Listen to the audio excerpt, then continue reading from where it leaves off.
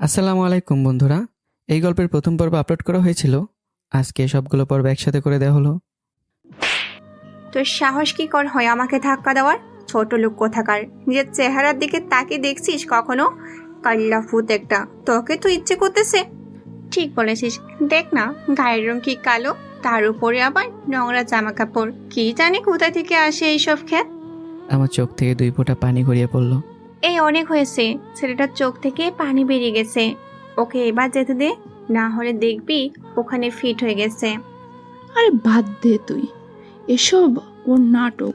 ওর এখানে ভুল করে আসে নাই, এসেছিল আমাদেরকে দেখতে। এসব ছেলেদের আমার ভালো করে চেনা আছে। এই খ্যাত, তুই এখনো এখানে দাঁড়িয়ে আছিস কেন? এক্ষুনি আমাদের চোখের সামনে থেকে যা। ঢাকা শহরের সবথেকে বড় ভার্সিটির সামনে দাঁড়িয়ে আছি। কাঁধে বই খাতা ভর্তি একটা ব্যাগ, চোখে মোটা ফ্রেমের একটা পুরনো চশমা, তার উপরে আবার 2 বছরের পুরনো শার্ট প্যান্ট পরে এসেছি। তাছাড়া নতুন জামাকাপড় পাবোই বা কোথায়? ক্লাস করতে আসিনি এখানে, এসেছি ভর্তি হতে। প্রায় সপ্তাহখানেক হয়েছে আমার রেজাল্ট বেরিয়েছে। আমার এখানে আসার কোনো ইচ্ছে ছিল না। আমাকে এখানে আসতে হয়েছে শুধুমাত্র আমার মায়ের জন্য। মা চায় যে আমি ঢাকা শহরে সবথেকে বড় ভার্সিটিতে পড়াশোনা করে ভালো রেজাল্ট করি আর একটা ভালো চাকরি করি। আমি আমার মা এবং বাবাকে সবথেকে বেশি ভালোবাসি, যার কারণে আজকে আমি এখানে দাঁড়িয়ে আছি। আমাকে এইভাবে দাঁড়িয়ে থাকতে দেখে ভার্সিটির দারোয়ান বলে উঠল, এই ছেলে, তুই এইভাবে এখানে দাঁড়িয়ে আছিস কেন? জি, মানে ভার্সিটিতে ভর্তি হওয়ার জন্য এসেছি। কোথায় গিয়ে ভর্তি হতে হবে স্যার? আমার কথা শুনে দারোয়ান মনে মনে অনেক মজা পায়, কারণ এরকম একটা খ্যাত ছেলে কিনা এত বড় ভার্সিটিতে ভর্তি হওয়ার জন্য এসছে। মনে মনে সে প্রচুর হেসে নেয়। যেহেতু আমি তাকে স্যার বলে ডেকেছি, তাই দারোয়ান নিজেকে অনেকটা সম্মানিত ব্যক্তি মনে করলো। সে আমাকে তাড়িয়ে না দিয়ে হেসেই বলল, তুই এই ভার্সিটিতে ভর্তি হতে এসেছিস, তাও আবার এই অবস্থায়? আমি দারোয়ানের কথা শুনে অনেকটা ভয়ে চুপসে যাই। আমি চুপ করে দাঁড়িয়ে থাকি। তখনই দারোয়ান আবার বলে, এসেছিস যখন, তাহলে একটা চান্স নিয়েই দেখ। ভার্সিটির ভিতরে ঢুকে ডান দিকের প্রথম রুমটা প্রিন্সিপাল স্যারের, তুই সোজা তার কাছে চলে যা। আমি কোনো কথা না বলে চুপচাপ দারোয়ানের বলা জায়গায় চলে যাই। আমি চলে যাওয়ার পরেই দারোয়ান জোরে জোরে হাসতে শুরু করে আর বলতে লাগে, কোথা থেকে হাসি এসব কে জানে? এর মতো একটা খ্যাত নাকি এত বড় ভার্সিটিতে পড়বে? ব্যাপারটা আজকে যাও টের পাবা, ভার্সিটির ছেলে মেয়ে কি জিনিস। এটা বলেই দারোয়ান আবারও হাসতে লাগে। এদিকে আমি দারোয়ানের বলা জায়গায় চলে আসি। এতক্ষণ আমি একটা জিনিস বেশ ভালো করে লক্ষ্য করেছি। আমার দিকে ভার্সিটির সবাই কেমন করে যেন তাকিয়ে আছে আর নিজেদের মধ্যে কিসব বলা বলি করতেছে। মাঝে মাঝে আবার জোরে জোরে হেসে উঠতেছে। আমি সেদিকে নজর না দিয়ে সামনে এগিয়ে যাই, কিন্তু সামনের রুমে প্রবেশ করেই আমি অনেক বড় সড়ো একটা শক খেয়ে যাই। কারণ দারোয়ান আমাকে বলেছিল যে এটা প্রিন্সিপাল স্যারের রুম, কিন্তু এখানে তো অনেকগুলো মেয়ে বসে আছে। আমি এতগুলো মেয়েকে একসাথে দেখে ভয় পেয়ে যাই। সেই রুম থেকে বের হতেই যাব, তখনই মেয়েগুলোর মধ্যে থেকে একজন বলে ওঠে, এই খ্যাত, দাঁড়া, কোথায় যাচ্ছিস? আমি ভয় পেয়ে দাঁড়িয়ে যাই। ভয়ে ভয়ে পিছিয়ে ঘুরে দাঁড়িয়ে থাকি। কয়েকটা মেয়ে আমার দিকে এগিয়ে আসে আর বলে, তুই কোন সাহসে এখানে এসেছিস? তোকে এখানে আসার অনুমতি কে দিয়েছে? আমি অনেকটা ভয় পেয়ে যাই। জি জি, আমি ভেবেছিলাম এটা প্রিন্সিপাল স্যারের রুম, তাই এখানে এসেছিলাম। সরি, ভুল হয়ে গেছে। তখনই মেয়েগুলোর মধ্যে থেকে একজন ঠাস করে থাপ্পড় বসিয়ে দেয় আমার গালে। আমার মোটা ফ্রেমের চশমাটা নিচে পড়ে যায়। আমি গালে হাত দিয়ে দাঁড়িয়ে রইলাম। এই ফাজলামি করিস আমাদের সাথে? এই রুমের বাইরেই তো বড় করে লেখা আছে যে এটা মেয়েদের কমন রুম। ইস, তোর গালে হাত দিয়েও আমার হাতটাও নোংরা হয়ে গেছে। তখনই ওদের মধ্যে থেকে আরেকটা মেয়ে বলে ওঠে, ঠিক বলেছিস, দেখ না গায়ের রং কি কালো, তার উপরে আবার নোংরা জামা কাপড়, কি জানি কোথা থেকে আসে এইসব খ্যাত। এটা বলেই মেয়েগুলো একসাথে হেসে উঠল। আমার চোখ থেকে 2 ফোঁটা পানি গড়িয়ে পড়ল। আমি হাত দিয়ে চোখের পানি মুছে নিলাম। এই অনেক হয়েছে, ছেলেটার চোখ থেকে পানি বেরিয়ে গেছে। ওকে এবার যেতে দে, না হলে দেখবি ওখানে ফিট হয়ে গেছে। আরে বাদ দে তুই এসব, ওর নাটক। ওর এখানে ভুল করে আসে নাই, এসেছিল আমাদেরকে দেখতে। এসব ছেলেদের আমার ভালো করে চেনা আছে। এরপর মেয়েগুলো আমাকে অনেক কথা শোনাতে লাগলো। আমি চুপচাপ সেগুলো হজম করতে লাগলাম। এছাড়া তার কোনো উপায় নেই। এই খ্যাত, তুই এখনো এখানে দাঁড়িয়ে আছিস কেন? এক্ষুনি আমাদের চোখের সামনে থেকে যা। তোকে যেন আমাদের আশেপাশেও আর না দেখতে পাই। আমি আবারও চোখের পানি মুছে নেই। এরপর চশমাটা ফ্লোর থেকে তুলে রুমের বাইরে চলে আসি। এবার আশেপাশের লোকজনগুলো যেন আরও জোরে জোরে হাসতে লাগলো। এত অপমানিত আমি কোনোদিনও হইনি। তাই আমি আর এখানে এক মুহূর্ত দাঁড়িয়ে না থেকে ভার্সিটির বাইরে চলে গেলাম। আসার সময় দারোয়ানের দিকে তাকিয়ে দেখি দারোয়ান মিটিমিটি করে হাসতেছে। আমি তাকে কিছু না বলে বাইরে চলে এলাম। এরপর রাস্তাতে হাঁটতে হাঁটতে একটা ফাঁকা নিচু জায়গায় চলে গেলাম। আশেপাশে তেমন কোনো লোকজন নেই। রাস্তার পাশে বসেই আমার চোখ থেকে চশমাটা খুলে আস্তে আস্তে কান্না করতে লাগলাম। আমি কী কারণে ঢাকা শহরে এসেছি আর আমার পরিচয় বা কী? আসুন তাহলে আপনাদেরকে আগে পরিচয়টা জানিয়ে দিই। আমার পুরো নাম শ্রাবণ আহমেদ ইমন। পরিবার বলতে বাবা আর মা, এই তিনজন মিলেই আমার ছোটোখাটো পরিবার। আত্মীয় স্বজন বলতে সবাই আছে, তবে আমাদের সাথে কারো যোগাযোগ নেই। কারণ এই একটাই, আর্থিক অবস্থা মোটেও ভালো না আমাদের। আমার বাবার একটা রিক্সা আছে, সেটা চালিয়ে আমার বাবা পরিবারের সব খরচ চালায়, সাথে আমার পড়াশোনার খরচও। আর আমার মা, তিনি অনেক দিন ধরে অসুস্থ, শুধুমাত্র টাকার অভাবে বিনা চিকিৎসায় এতদিন ধরে বিছানায় পড়ে আছে। আমি মাত্র এসএসসি পাশ করেছি। আমার ইচ্ছে ছিল আমার পাশের এলাকায় ভার্সিটিতে ভর্তি হব, কিন্তু আমার মা আমাকে সেটা করতেই দেয়নি। মায়ের একটাই কথা, আমাকে সে ঢাকা শহরে পড়ালেখা করাবে। এদিকে আমার রেজাল্টও ভালো ছিল, তাই বাধ্য হয়ে ঢাকা আসতে রাজি হই। আজকে একদিন হলো আমি ঢাকা এসেছি। হাতে সামান্য কিছু টাকা আছে, বাসা ভাড়া দিয়ে মোটামুটি 1 মাস চলে যাবে। কিন্তু এরপর কি হবে? রাতের বাসে করে ঢাকা চলে এসেছি। সকাল 9টায় এসে পৌঁছাই এখানে। আর এসেই সবার প্রথমে ভার্সিটি ভর্তি হতে আসি। আর এরপর কি হলো তা তো আপনারা শুনলেনই। কান্না থামিয়ে আমি বসা থেকে উঠে দাঁড়ালাম, কারণ আমি জানি এখন আমার কান্নার সময় না। এভাবে কান্না করলে কারো কিচ্ছু যায় আসবে না। আমাকে এখন বাসা খুঁজতে হবে, না হলে রাতে থাকবো কোথায়? আর বাবা মাকে বা কী বলবো?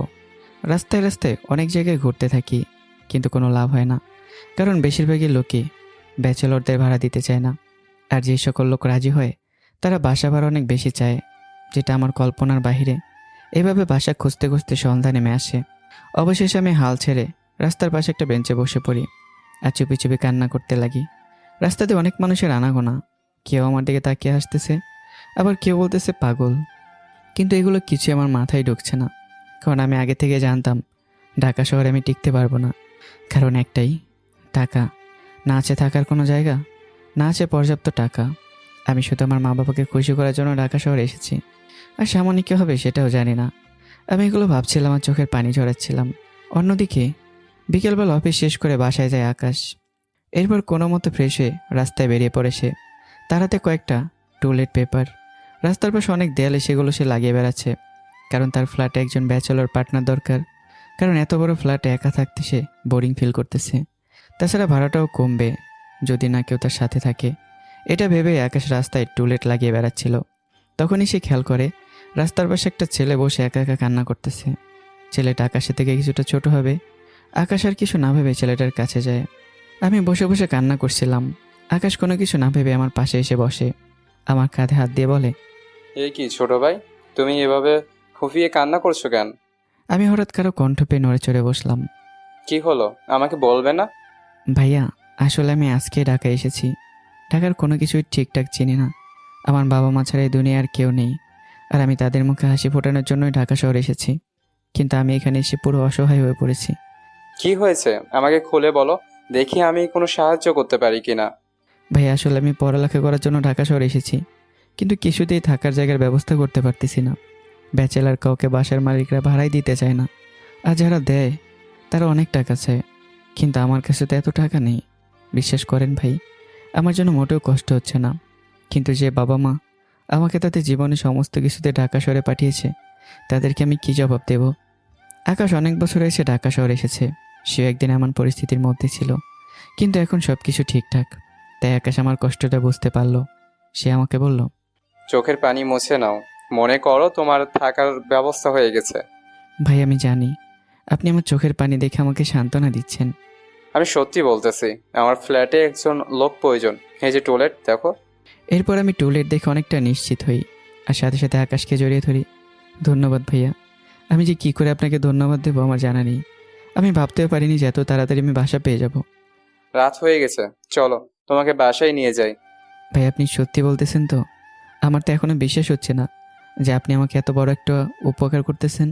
এই দেখ, এত কথার মাঝে তো তোমার পরিচয়টাই জানা হলো না। ও হ্যাঁ ভাই, আমি শ্রাবণ আহমেদ ইমন। আমি আকাশ মাহমুদ। এরপর আমি আর আকাশ দুজনে খুনছুটি কিছু কথা বলতে বলতেই আকাশের ফ্ল্যাটে চলে যাই। আকাশের ফ্ল্যাটে একাই ভাড়া থাকে। বাসা ভাড়া মাস গেলে 10,000 টাকা দিতে হয়। অনেক দিন ধরে আছে এখানে। আমি আকাশের সাথে তার ফ্ল্যাটে চলে যাই, কিন্তু আমি আকাশের ফ্ল্যাটে এসেই অনেক অবাক হয়ে যাই। কারণ একটাই, এর আগে আমি কখনো আমার এলাকার বাইরে যাইনি। আর এখন তো আমি ঢাকা শহরে বড় বড় বাড়িগুলো আমি শুধু বাইরে থেকেই দেখেছি, কিন্তু কোনোদিন ভেতরে প্রবেশ করে দেখিনি। আর আজকে তো বাসার ভেতরেই চলে এসেছি। আমি শুধু আশেপাশে তাকিয়ে দেখতেছি। আকাশ ব্যাপারটা বুঝতে পেরে হেসে বলে উঠল, শ্রাবণ, তুমি আগে ফ্রেশ হয়ে এসো, এরপর আস্তে আস্তে সবকিছু দেখে নিও। ওদিকে ওয়াশরুম। আমি শুধু মাথা নেড়ে হ্যাঁ বললাম। শ্রাবণ, তোমার ব্যাগটা আমার কাছে দাও, আমি ওটা রেখে দিচ্ছি। আমি প্রথমে একটু ভাবলাম, এরপর ব্যাগটা আকাশের কাছে দিলাম। কারণ এই ব্যাগের ভিতরে আমার সব কিছু, সামান্য কিছু টাকা আর বাবা মায়ের পুরনো একটা ছবি। আমি আমার চশমাটা বাইরে রেখে ওয়াশরুমের ভেতরে চলে গেলাম। আমি ওয়াশরুমে চলে যাওয়ার পরই আকাশ আমার ব্যাগ খুলে দেখতে লাগলো। কারণ এটা ঢাকা শহর, এখানে কাউকে বিশ্বাস করা ঠিক না। তাই একটু চেক করার জন্য আকাশ আমার ব্যাগ চেক করতে লাগলো। কিন্তু ব্যাগ চেক করে আকাশ অনেক চিন্তিত হলো, কারণ ব্যাগে কয়েকটা বই খাতা, সাথে আমার সমস্ত কাগজপত্র, যেগুলো দেখে আকাশ বুঝে গেল যে আমি বরাবরই অনেক ভালো স্টুডেন্ট। এরপর আকাশ একটা ছবি দেখতে পেল, যেটা হয়তো আমার বাবা মার, আর সাথে কিছু টাকা। আকাশ আমার ব্যাগ গুছিয়ে রেখে দিল আর শান্তির একটা হাসি দিল, কারণ সে মানুষ চিনতে ভুল করেনি। তখন আমি ওয়াশরুম থেকে বাইরে বেরিয়ে এলাম। এ নাও তো আলিয়া, মুখ মুছে খেতে এসো। তোমাকে দেখে বোঝা যাচ্ছে সকাল থেকে কিছুই খাওনি। আমি আকাশের কাছ থেকে তোয়ালে নিয়ে বললাম, ভাইয়া, এখন 3 বেলাও না খেলে কোনো রকম লাগে না, অভ্যস্ত হয়ে গেছি। আকাশ আমার কথায় কোনো উত্তর খুঁজে পায় না। সে কিছু না বলে কিচেনে চলে যায় এবং দুজনের জন্য খাবার বেড়ে আমাকে ডাক দেয়। নাও, গরম গরম খাবার চটপট খেয়ে নাও। এদিকে আমার চোখ টলমল করতে থাকে। আমার বাড়ির কথা খুব মনে পড়ে যায়, কারণ আমি আমার বাবা মাকে ছাড়া কোনোদিনও খাবার খাইনি। আর আজকে আমার সামনে খাবার ঠিকই আছে, কিন্তু বাবা মা নেই। এই কি, তোমার চোখে পানি কেন? আমি একটা ফ্লোরে বসে চোখের পানি মুছে নিই আর বললাম, ভাইয়া, বাবা মার কথা খুব মনে পড়তেছে। একবেলা খাবার খাই আর 2 বেলাই খাই, কখনো বাবা মাকে ছাড়া খাবার খাইনি। আর আজকে আমি কত দূরে চলে এসেছি, জানি না তারা ঠিকঠাক খাবার খাচ্ছে কিনা। শোন শ্রাবণ, তুমি এখানে কি করতে এসেছো? পড়াশোনা করতে। তাহলে একটা জিনিস মাথায় রেখো, পড়াশোনা করতে হলে অনেক কিছু স্যাক্রিফাইস করতে হয়। হ্যাঁ ভাইয়া, বুঝতে পেরেছি। এরপর আমি আর আকাশ দুজনে খাবার খেতে লাগলাম। খাবার শেষ করে আমি আর আকাশ দুজনে মিলেই সব কিছু পরিষ্কার করে নিলাম। এরপর আকাশ আমাকে আমার রুম দেখিয়ে দিল। আকাশ যে ফ্ল্যাটে ভাড়া থাকে সেখানে মোট 3টা রুম, 2টা থাকার জন্য আর একটা কিচেন। পাশে অবশ্য ছোট করে 2টা বেলকনি আছে। আকাশ এক রুমে থাকতো এতদিন, আর একটা রুম ফাঁকাই পড়ে থাকতো। এখন থেকে সেখানে আমি থাকবো। শ্রাবণ, এখন থেকে তুমি এই রুমে থাকবে। আচ্ছা ভাইয়া, রুমটা তো অনেক বড়। ওই যে পাশের কার্পেট রাখা আছে, ওইটা মেলে নিয়ে রাতে ঘুমিয়ে পড়বে। আর ওই দিকটাই ওয়াশরুম। যদি কোনো সমস্যা হয় আমাকে ডাক দিও, আমি পাশের রুমে আছি। ধন্যবাদ ভাইয়া, আপনাকে না দেখলে জানতেই পারতাম না যে ঢাকার মতো একটা শহরেও কেউ কাউকে সাহায্য করে। অনেক বলে ফেলেছো তুমি, অনেক রাত হয়ে গেছে, এখন ঘুমিয়ে পড়ো। হ্যাঁ ভাইয়া, তবে তার আগে মা এবং বাবার সাথে একটু কথা বলবো। আজকে সারাদিন একবারও কথা হয়নি তাদের সাথে। আচ্ছা, তুমি কথা বলো, আমি আবার রুমে যাই। এরপর আকাশ তার রুমে গিয়ে মোবাইল চালাতে লাগলো। আর এদিকে আমি আমার পকেট থেকে একটা পুরনো বাটন মোবাইল বের করলাম। এই যুগের একটা ছেলে হয়েও আমি শুধুমাত্র টাকার অভাবে এই মোবাইল ব্যবহার করি। আমি মোবাইল দিয়ে মাকে কল করলাম, সাথে সাথে কলটা রিসিভ হয়। এতক্ষণ ধরে হয়তো আমার ফোনের অপেক্ষায় করছিল। হ্যালো আম্মা। হ্যালো বাবা মা, তুই ঠিকভাবে ঢাকা শহরে গিয়েছিস? হ্যাঁ আম্মা, তুমি কোনো চিন্তা করো না, আমি একদম ঠিকঠাকভাবে শহরে এসেছি, কোনো অসুবিধা হয়নি। সারাদিন কিছু খেয়েছিস নাকি এখানকার মতো না খেয়ে আছিস? আম্মা তুমি কোনো চিন্তা করো না, আমি এইমাত্র খাবার খেয়েছি আর ভালো একটা বাসাও ভাড়া নিয়েছি। সে অনেক বড় বাসা আম্মা। বাবা মার, আমি তোর কাছে কিচ্ছু চাই না, শুধু এটুকুই চাই যে তুই মানুষের মতো মানুষ হ, আর কেউ যেন তোকে ছোট লোক বলতে না পারে। এ কি আম্মা, তুমি কান্না করতেছো কেন? না, আর কান্না করব না। আম্মা, আব্বা কোথায়? তার কাছে দাও না। এই তো তোর আব্বা আমার কাছে বসে তোর কথা শুনছিল এতক্ষণ। এই নে, কথা বল। হ্যালো আব্বাজান। হ্যাঁ আব্বা, কেমন আছো তুমি? আলহামদুলিল্লাহ। তোর কোনো সমস্যা হয়েছে নাকি ওখানে? না আব্বা, তোমরা থাকতে আমার কোনো সমস্যা হতে পারে? বাবা মার তো যদি কোনো সমস্যা হয় আমাকে বলিস, আমি দরকার হলে দিনরাত এক করে রিস্কে চালাবো, তবু আমার ছেলেকে মানুষের মতো মানুষ করব, যাতে কোনোদিন কেউ বলতে না পারে রিস্কা চালকের ছেলে রিস্কাওয়ালা। আব্বা, তোকে অনেক বড় হতে হবে। হ্যাঁ আব্বা। কিছু সময় নীরব হয়ে গেলাম আমি আর আমার আব্বু, কারণ দুজনেই যে মুখ বুজে চোখের পানি ফেলতেছি। আচ্ছা আব্বা, ভালো থেকো, আর মায়ের দিকে খেয়াল রেখো। ভালো থাকিস। এরপর আমি আমার ফোন কেটে দিই, আর আজকে সকাল থেকে সন্ধ্যা পর্যন্ত যা সব কিছু ঘটেছিল সব কিছু চিন্তা করতে থাকি। এদিকে দরজার আড়ালে দাঁড়িয়েছিল আকাশ। আমার ফোনে কথা বলা শুনে নিজের চোখে পানি আটকে রাখতে পারলো না। একটা ছেলে তার বাবা মাকে কতটা ভালোবাসে এটা সে আজকে না দেখলে বুঝতেই পারতো না। আজকে আকাশেরও তার বাবা মায়ের কথা খুব মনে পড়তে লাগলো। পরদিন সকালবেলা আকাশ ঘুম থেকে উঠে ফ্রেশ হয়ে আমার রুমে আসে, কিন্তু আমার রুমে এসে দেখে আমি আমার সামনে কয়েকটা কাগজপত্র রেখে নীরবে চোখের পানি ঝরাচ্ছি। আকাশ তাড়াতাড়ি করে আমার কাছে আসে। আমি আকাশকে দেখে তাড়াতাড়ি চোখের পানি মুছে ফেললাম। শ্রাবণ, সকাল সকাল তুমি কান্না করতেছো কেন? ভাইয়া তেমন কিছু না। কি হয়েছে আমাকে খুলে বলো। অনেক জোরাজুরির পর আমি কালকে সব ঘটনা খুলে বললাম। এটা আমাকে আগে বলবে না? তোমার রেজাল্ট দেখেছো? A+। এটা দেখলে যে কোনো কলেজে তোমাকে ভর্তি করে নেবে, আর তুমি এই সামান্য ব্যাপারে নিয়ে এত চিন্তা করতেছো। ভাইয়া, ভার্সিটি সবাই খারাপ, ওরা আমাকে দেখলে আমাকে নিয়ে মজা করবে, আমি জানি।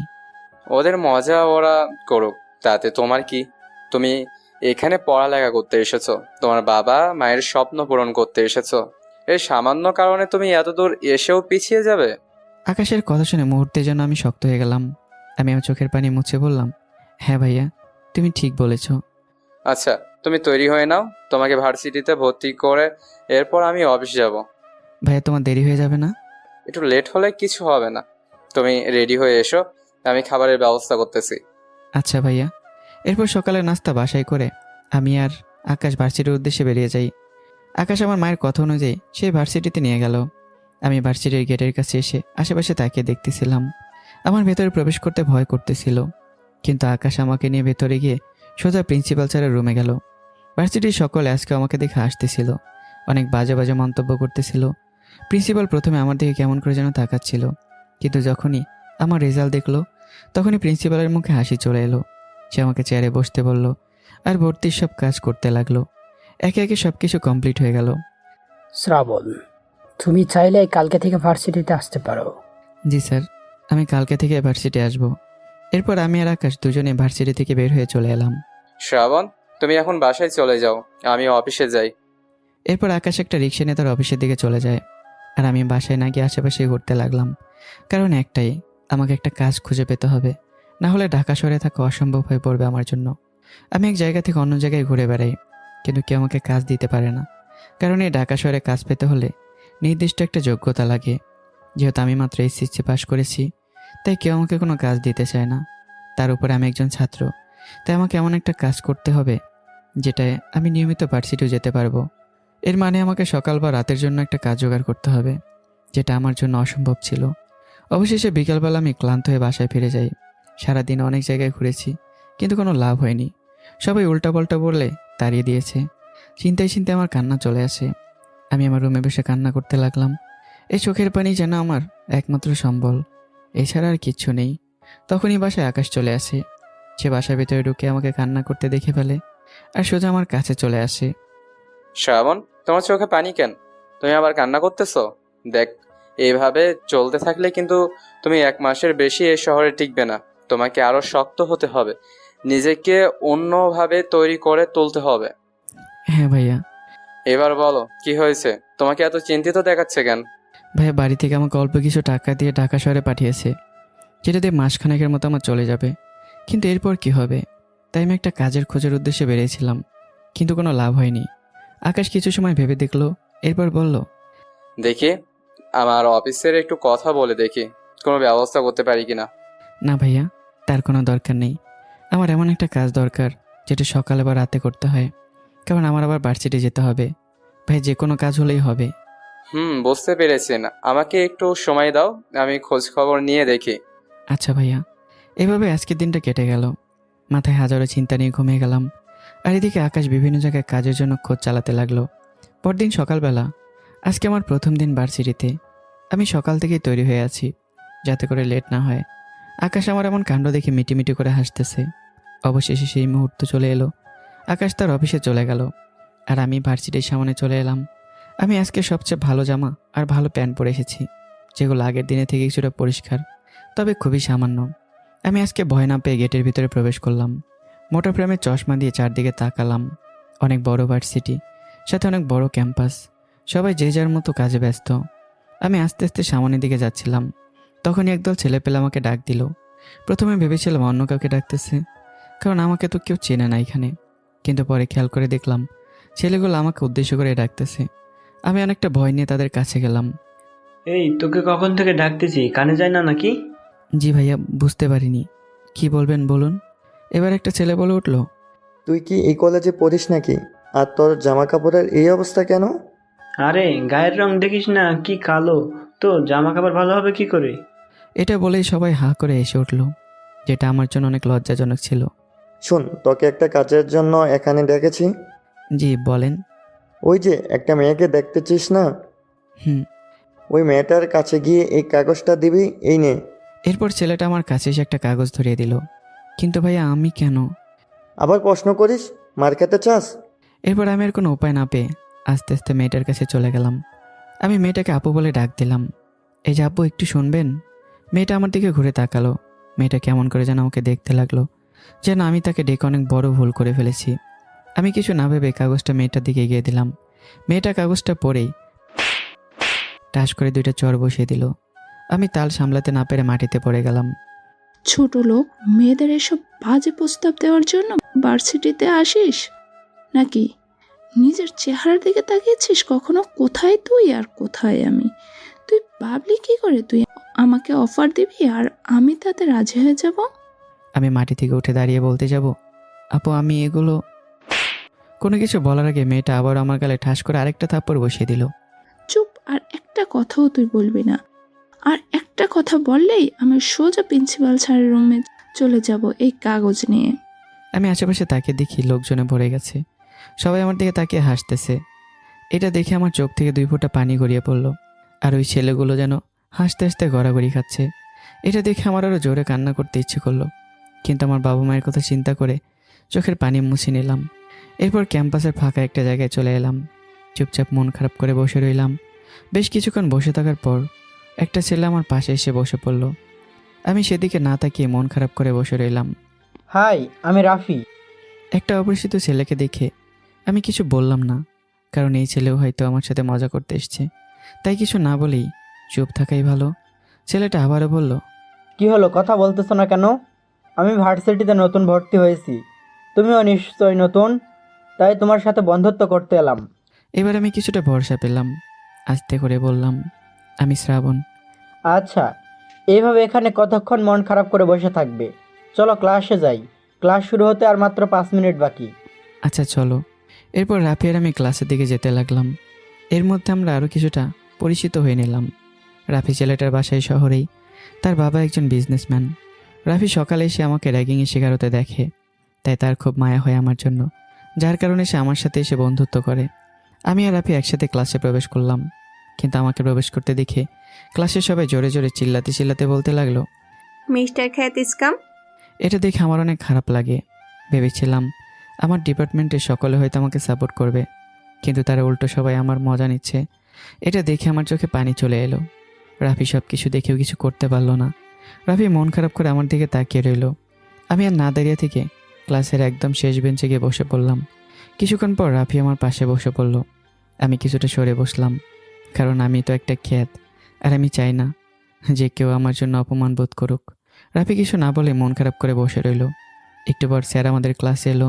স্যার আগে থেকে সকলের সাথে পরিচিত হয়ে নিয়েছিল, কিন্তু আজকে আমাকে দেখতে পেয়ে আমাকে দাঁড় করালো। এই ছেলে, তুমি কি নতুন? জি স্যার। তা তোমার পরিচয়টা আমাদেরকে দাও। তখন একটা ছেলে বলে উঠল, স্যার, ও তো একটা খ্যাত। পুরো ক্লাস অট্ট হাসিতে মেতে উঠল। কিপ কোয়াইট, সবাই চুপ করো, তুমি তোমার পরিচয় দাও। আমার নাম শ্রাবণ আহমেদ ইমন। খুলনার একটা ছোট্ট গ্রাম থেকে ঢাকা শহরে এসেছি পড়াশোনা করার জন্য। আমার বাবা একজন রিক্সা চালক আর মা ঘরের কাজ করেন। এটা শুনে পুরো ক্লাস আবার হেসে উঠল। এবার আমার চোখে পানি চলে এলো। আমি আমার চশমা খুলে চোখের পানি মুছে নিলাম। ও ভালো, তা তোমার রেজাল্ট কি? A+। এবার পুরো ক্লাস চুপ হয়ে গেল। কেউ যেন বিশ্বাসই করতে পারছে না যে এমন একটা খ্যাত ছেলের রেজাল্ট এত ভালো হতে পারে। গুড, আশেপাশে খেয়াল না করে পড়াশোনায় ফোকাস করো, ভবিষ্যতে ভালো হবে। জি স্যার। এরপর স্যার ক্লাস করাতে লাগলো। এইভাবে একের পর এক ক্লাস হতে লাগলো। সব ক্লাসেই আমাকে কম বেশি অনেক অপমানিত হতে হয়েছে। আমি সব কিছু চুপচাপ করে সহ্য করে নিয়েছি, শুধুমাত্র আমার বাবা মায়ের কথা চিন্তা করে। আজকের দিনে একটা জিনিস আমি খুব ভালো করে খেয়াল করেছি। কালকে যে মেয়েটা আমাকে থাপ্পড় মেরেছিল সেই মেয়েটা আমারই ক্লাসমেট। আর আজকে সকালবেলা যে ছেলেগুলোর জন্য অপমানিত হতে হয়েছে সেই ছেলেগুলো আমারই ক্লাসমেট। তাদের মধ্যে যে লিডার ছিল তার নাম হচ্ছে রকি। এটা আমি আমার বন্ধু রাফির কাছ থেকে জানতে পেরেছি। এইভাবে আজকের দিনটা কেটে গেল। ক্লাস শেষ করে আমি আর রাফি যখন বাইরে বের হব তখনই রকি আর তার গ্যাং আমার সামনে এসে দাঁড়ালো। আমি অন্য পথ দিয়ে বাইরে বেরোতে যাব, তখনই আবার রকি আমার রাস্তা আটকে দিল। কোথায় যাওয়া হচ্ছে শুনি? বাসায় যাব। বাসায় তো যাবি, কিন্তু যাওয়ার আগে আমার একটা কাজ করে দিতে হবে যে। দেখো রকি, আমি তোমার ওই কাজ আর করতে পারবো না। আমাকে মেয়েটা অনেক অপমান করেছে। আরে বোকা না, ওই কাজ আর তোকে দিয়ে করাবো না, খুবই সহজ একটা কাজ। কি কাজ? এই রুমালটা দিয়ে আমার পায়ের জুতাটা মুছে দিবি শুধু, আর কিছু না। আমি আশেপাশে তাকিয়ে দেখি অনেক লোকজন আমার দিকে তাকিয়ে আছে। না, আমি পারবো না। তাহলে তোকে বাসায় যেতে দিব না। শ্রাবণ, না, তুমি এটা করবে না। রাফি, তুমি এখান থেকে যাও, না হলে কিন্তু তোমার খবর আছে। এটা ঠিক না রকি।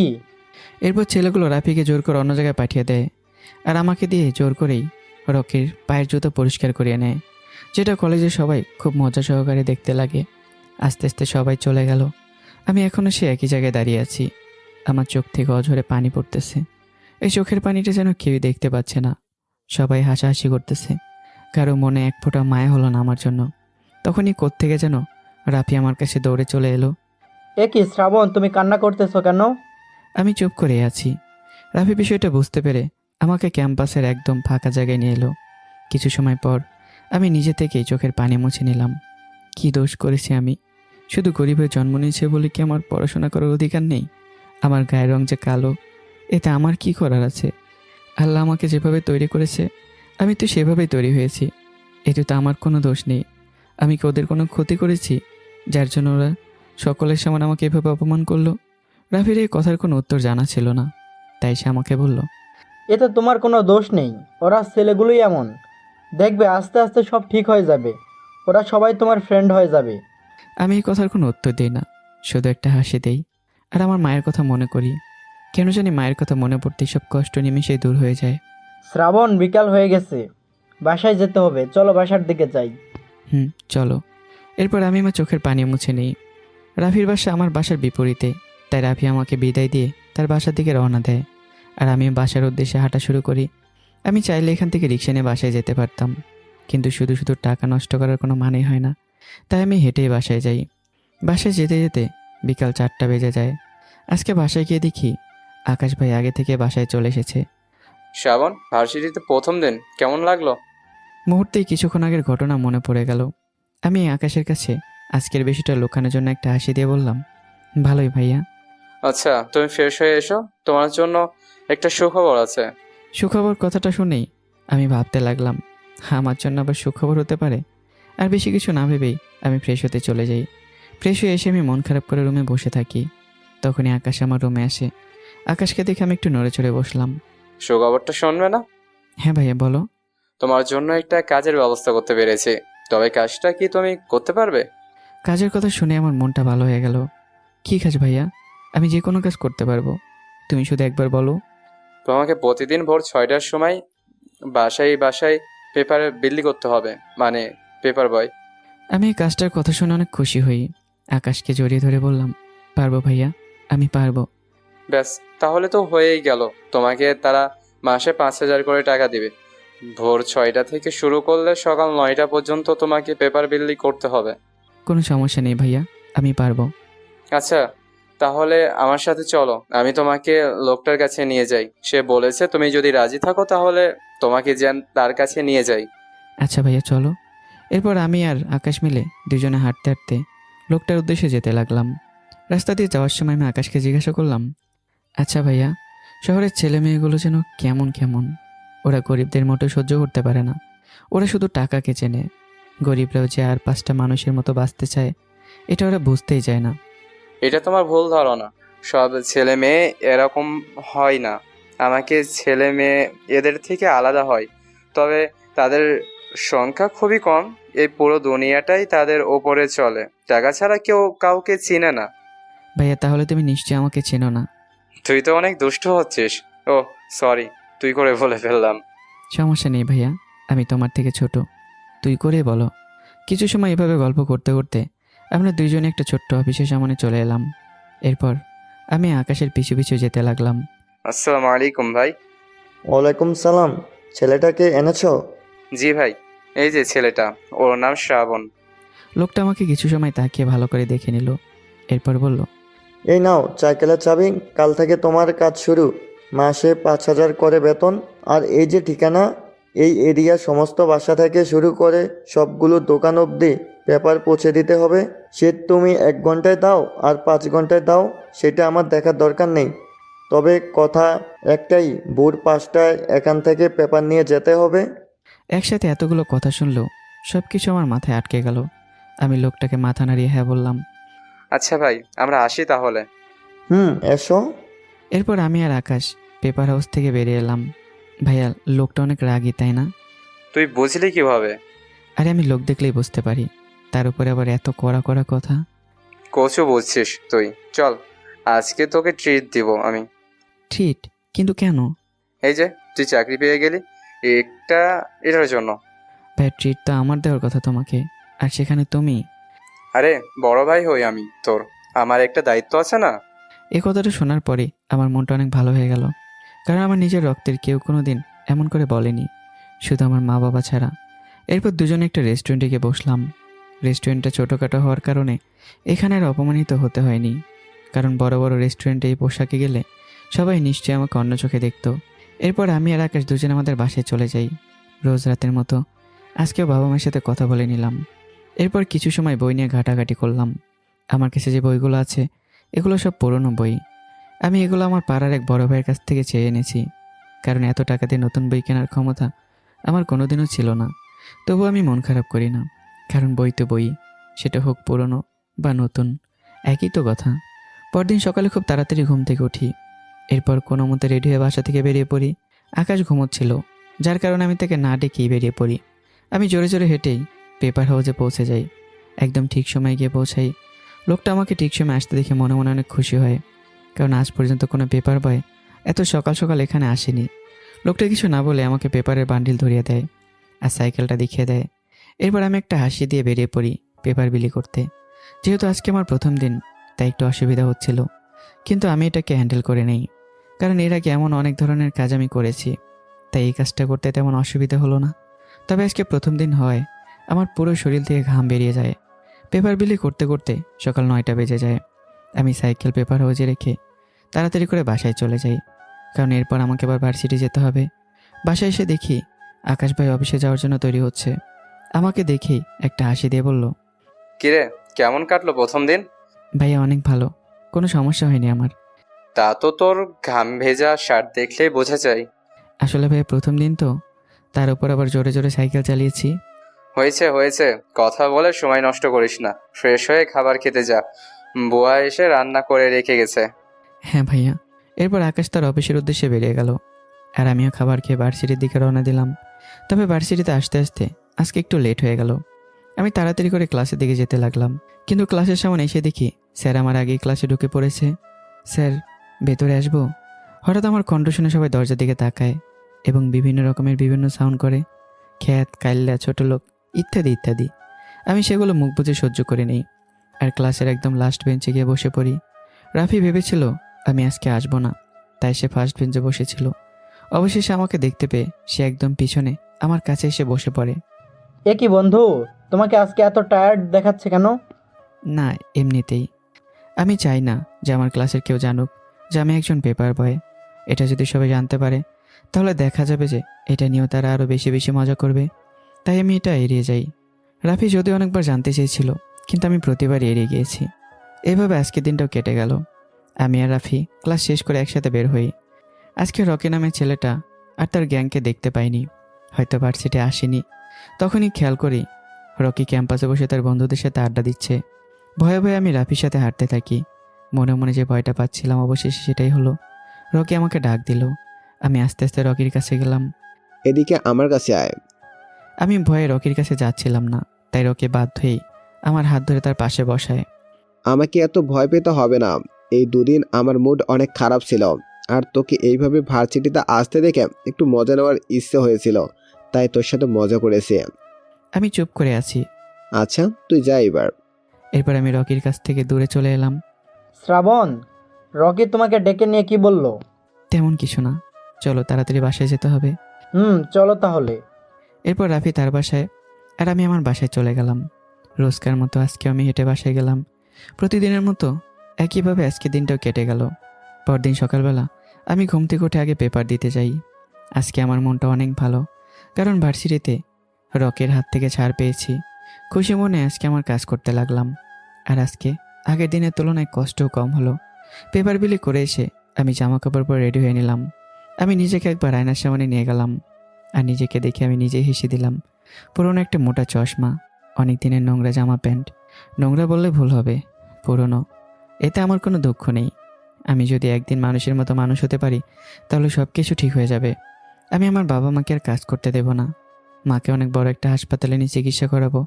আমাকে এই জায়গায় থেমে গেলে চলবে না, অনেক বড় হতে হবে জীবনে। এখন অনেক স্বপ্ন পূরণ করা বাকি আছে। আয়নার সামনে দাঁড়িয়ে এগুলো ভাবছিলাম। আকাশ আমাকে এই অবস্থায় দেখে আমার কাঁধে হাত রেখে বলল, কি ভাবছিস এভাবে দাঁড়িয়ে? আকাশ ভাইয়ের ডাকে একটু কেঁপে উঠলাম। কিছু না ভাইয়া, বাবা মায়ের কথা খুব মনে পড়তেছে। প্রথম কয়েকদিন একটু মনে পড়বে, এরপর সব ঠিক হয়ে যাবে। আর দেরি করিস না, ভার্সিটিতে যাবি না? হ্যাঁ ভাইয়া, এক্ষুনি যাব। এরপর আমি আর আকাশ সকালে নাস্তা না করেই বাসা থেকে বেরিয়ে গেলাম, কারণ আজকে বাসায় বউ আসেনি। এদিকে আমার প্রচণ্ড ক্ষুধা লেগেছিল, কারণ ভোরে ঘুম থেকে উঠেই কোনো কিছু না খেয়ে অনেকটা কাজ করেছি। ক্ষুধা তো লাগারই কথা। আমি আমার প্যান্টের পকেটে হাত দিলাম। 10 টাকার একটা পুরনো নোট খুঁজে পেলাম। আমার মুখের কোনো একটা হাসি ফুটে উঠল। আর দেরি না করে ভার্সিটির সামনে থাকা একটা টং দোকানে চলে গেলাম। 10 টাকা দিয়ে 2টা রুটি কিনে নিয়ে আসলাম। এরপর রাস্তার পাশে বসে খেতে যাব, তখন একটা বাচ্চাকে দেখতে পেলাম। পরনে ছেঁড়া একটা জামা আর প্যান্ট। ছেলেটা হয়তো রাস্তায় রাস্তায় ভিক্ষা করে। ভাইয়া অনেকদিন ধরে কিছু খাই না, কিছু খেতে দিবে? বাচ্চাটাকে দেখে আমার অনেক মায়া হলো। আমি আমার ভাগের একটা রুটি ছেলেটাকে দিয়ে দিলাম। ছেলেটা একটা মিষ্টি হাসি উপহার দিল, যেটা কোটি কোটি টাকা দিয়েও কেনা সম্ভব নয়। এগুলো ভেবে আমি যখন আমার কাছে থাকা বাকি একটা রুটি খেতে যাব, তখনই খেয়াল করি ছেলেটা রুটি খাওয়া শেষ। আমি আমার হাতে থাকা রুটিটার দিকে তাকিয়ে আছি। মনে মনে ভাবলাম, আমি তো মাত্র একটা সকাল খাবার খাইনি, আর এই ছেলেটা হয়তো অনেক দিন ধরে না খেয়ে আছে। ওর ক্ষুধার কাছে আমার ক্ষুধার কোনো মাইনেই রাখে না। তাই আমি আর কিছু না ভেবেই আমার ভাগের বাকি রুটিটাও ছেলেটাকে দিয়ে তার মাথায় হাত বুলিয়ে দিলাম। ছেলেটা খুশিতে যেন আত্মহারা হয়ে গেল। আমি ছেলেটাকে বিদায় জানিয়ে ভার্সিটির দিকে হাঁটা দিলাম। মনে মনে ভাবতে লাগলাম, 10 টাকা দিয়েও কারো মুখে হাসি ফোটানো সম্ভব, শুধু মন থাকা লাগে। এগুলো ভাবতে ভাবতেই ভার্সিটি ঢুকে গেলাম। আর এতক্ষণে বসে আমার আর ছেলেটার কর্মকাণ্ড সব কিছু দেখতেছিল গাড়ির ভেতরে থাকা মায়াবী 2টা চোখ। সে অপরূপভাবে আমার কর্মকাণ্ড দেখতেছিল আর ভাবতেছিল, এখন এমন মানুষ আছে যে কিনা নিজের খাবার অন্যকে বিলিয়ে দেয় আর বিনিময়ে একটা হাসি উপহার দেয়। এগুলো ভাবতে ভাবতেই সে ছেলেটাকে হারিয়ে ফেলে। আর একটা বড় নিঃশ্বাস নিয়ে ড্রাইভারকে গাড়ি চালাতে বলল। আমি আজকে একদম ঠিক সময় ক্যাম্পাসে এসেছি। হাসি মুখে ক্যাম্পাসের ভেতরে প্রবেশ করলাম, কিন্তু মুহূর্তে আমার হাসি মুখ মলিন হয়ে গেল, কারণ আমার ক্লাসের সবাই আজকেও আমাকে খ্যাত, ছোট লোক, কালো এসব বলতে লাগলো। নিজের সামনে নিজের কানে এমন কথা শোনা যে কতটা কষ্টের, সেটা একমাত্র সেই লোক ছাড়া আর কেউ বুঝবে না। আমার শুধু কথাগুলো কানে যাচ্ছে, কারণ এই কথার প্রতিবাদ করার ক্ষমতা নেই। আমি মাথা নিচু করে ক্লাসের একদম শেষ বেঞ্চে গিয়ে বসে রইলাম। আজকে রাফি আসেনি, তাই আমি সম্পূর্ণ একা। এইভাবে কিছু সময় থাকার পর এক পর্যায়ে স্যার ক্লাসে চলে এলো। সবাই চুপ হয়ে গেল। আমি আমার চোখের পানি মুছে ক্লাসে মনোযোগ দিলাম। ক্লাসের মাঝে হঠাৎ করে প্রিন্সিপাল স্যার ক্লাসে আসলো। এর সাথে একটা মেয়েও আছে। সকল ছাত্রছাত্রী দাঁড়িয়ে গেল। ক্লাসের সব ছেলেরা মেয়েটাকে দেখে অবাক হয়ে গেল, কারণ মেয়েটা আসলে অনেক সুন্দর ছিল। কিন্তু আমার সেদিকে কোনো খেয়াল নেই। আমি মাথা নিচু করে দাঁড়িয়ে আছি। স্টুডেন্ট, যে যার জায়গায় বসে পড়ো। আজকে তোমাদের এখানে আসার একটা কারণ আছে। কি কারণ স্যার? এই যে আমার পাশে যাকে দেখতে পাচ্ছ, ও হচ্ছে শিমলা, আমাদের শহরের সবচেয়ে বড় বিজনেসম্যান আনোয়ার হোসেনের একমাত্র মেয়ে। শিমলা আজ থেকে তোমাদের সাথে তোমাদের এই ক্লাসেই পড়াশোনা করবে। ক্লাসে সবাই একসাথে ওয়েলকাম জানালো শিমলা নামের মেয়েটাকে। এরপর প্রিন্সিপাল স্যার ক্লাস থেকে চলে গেল, আর শিমলা নামের মেয়েটা বসার জন্য একটা সিট খুঁজতে লাগলো। ক্লাসের সব ছেলেরা তাদের পাশের সিট একদম শার্ট দিয়ে মুছে দিচ্ছে যাতে করে শিমলা তাদের পাশে বসে, কিন্তু শিমলা সবাইকে অবাক করে দিয়ে আমার পাশে এসে বসে। কিন্তু আমি এখনো মেয়েটার দিকে একবারও তাকাইনি।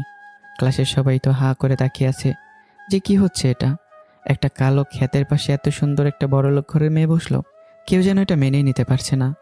এতগুলো বেঞ্চ ফাঁকা থাকা সত্ত্বেও শিমলা কেন আমার পাশে এসে বসলো, এর আসল কাহিনী আমি আপনাদের খুলে বলতেছি শুনুন। কিছুক্ষণ আগে আমার আর ওই পথশিশু কর্মকাণ্ড যে চোখ দুটো দেখতেছিল, সেই চোখ দুটো আর কারো ছিল না, ওটা ছিল শিমলারই চোখ। শিমলা আজকে এই ভার্সিটিতে ভর্তি হতে এসেছিল, আর ভার্সিটির সামনে এসেই আমার ওই বিষয়টি খেয়াল করে। এরপর হঠাৎ করে শিমলা আমাকে হারিয়ে ফেলে। এরপর যখন শিমলা ক্লাসে আসে তখন যেন এক আকাশ সমান অবাক হয়, কারণ রাস্তা সেই ছেলেটা তারই ক্লাসমেট। সে মনে মনে অনেক খুশি হয়, আর 7-5 না ভেবেই আমার পাশে এসে সে বসে পড়ে। এটাই হচ্ছে আসল কাহিনী। এইভাবে আজকে সবগুলো ক্লাস শেষ হয়ে গেল, কিন্তু শিমলা একবারও আমাকে মাথা উঁচু করে তার দিকে তাকাতে দেখেনি। বিষয়টি বেশ মজার লাগলো তার কাছে। আর আমার পাশে কে বসেছে সেটা দেখার কোনো প্রয়োজনই আমি মনে করিনি, তাই আমি মাথা নিচু করেই স্যারদের ক্লাস করতেছিলাম। এরপর ক্লাস শেষ করে আমি আমার ব্যাগ নিয়ে বাইরে চলে আসি। আমার উদ্দেশ্য সোজা বাসায় যাওয়া, কিন্তু হঠাৎ করে একটা মেয়ে এসে আমার রাস্তা আটকালো। আমি মেয়েটাকে আগে কোনোদিনও দেখিনি। আমি মেয়েটাকে দেখে অনেক অবাক হয়ে যাই। মেয়েটা দেখতে অনেক সুন্দর, পুরো পরীর মতো। আমি আর কিছু ভাবার আগেই মাথা থেকে সব কিছু ঝেড়ে ফেলে দেই।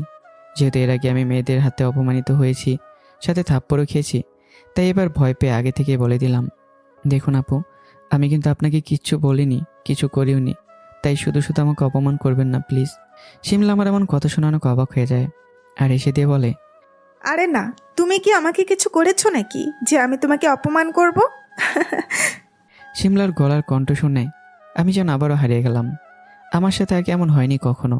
একটা মেয়ের গলার কণ্ঠ এতটা মধুর হতে পারে আমি সেটা কখনো ভাবিনি। আমি তো তোমার ক্লাসমেট, তাই তোমার সাথে পরিচিত হতে এসেছি। মানে প্রিন্সিপাল স্যার যাকে আমাদের... আমি আজকে নতুন ভর্তি হয়েছি, কিন্তু তুমি আমার দিকে একবার তাকিয়েও দেখলে না কেন? আমি তো তোমার পাশেই বসেছিলাম। দেখুন আপু, আপনি অনেক বড় লোকের মেয়ে, আর আমি সামান্য রিক্সা চালকের ছেলে। আশা করি আপনি বিষয়টা বুঝতে পেরেছেন। আপনি বরং আপনার ক্যাটাগরির বন্ধু খুঁজে নেন।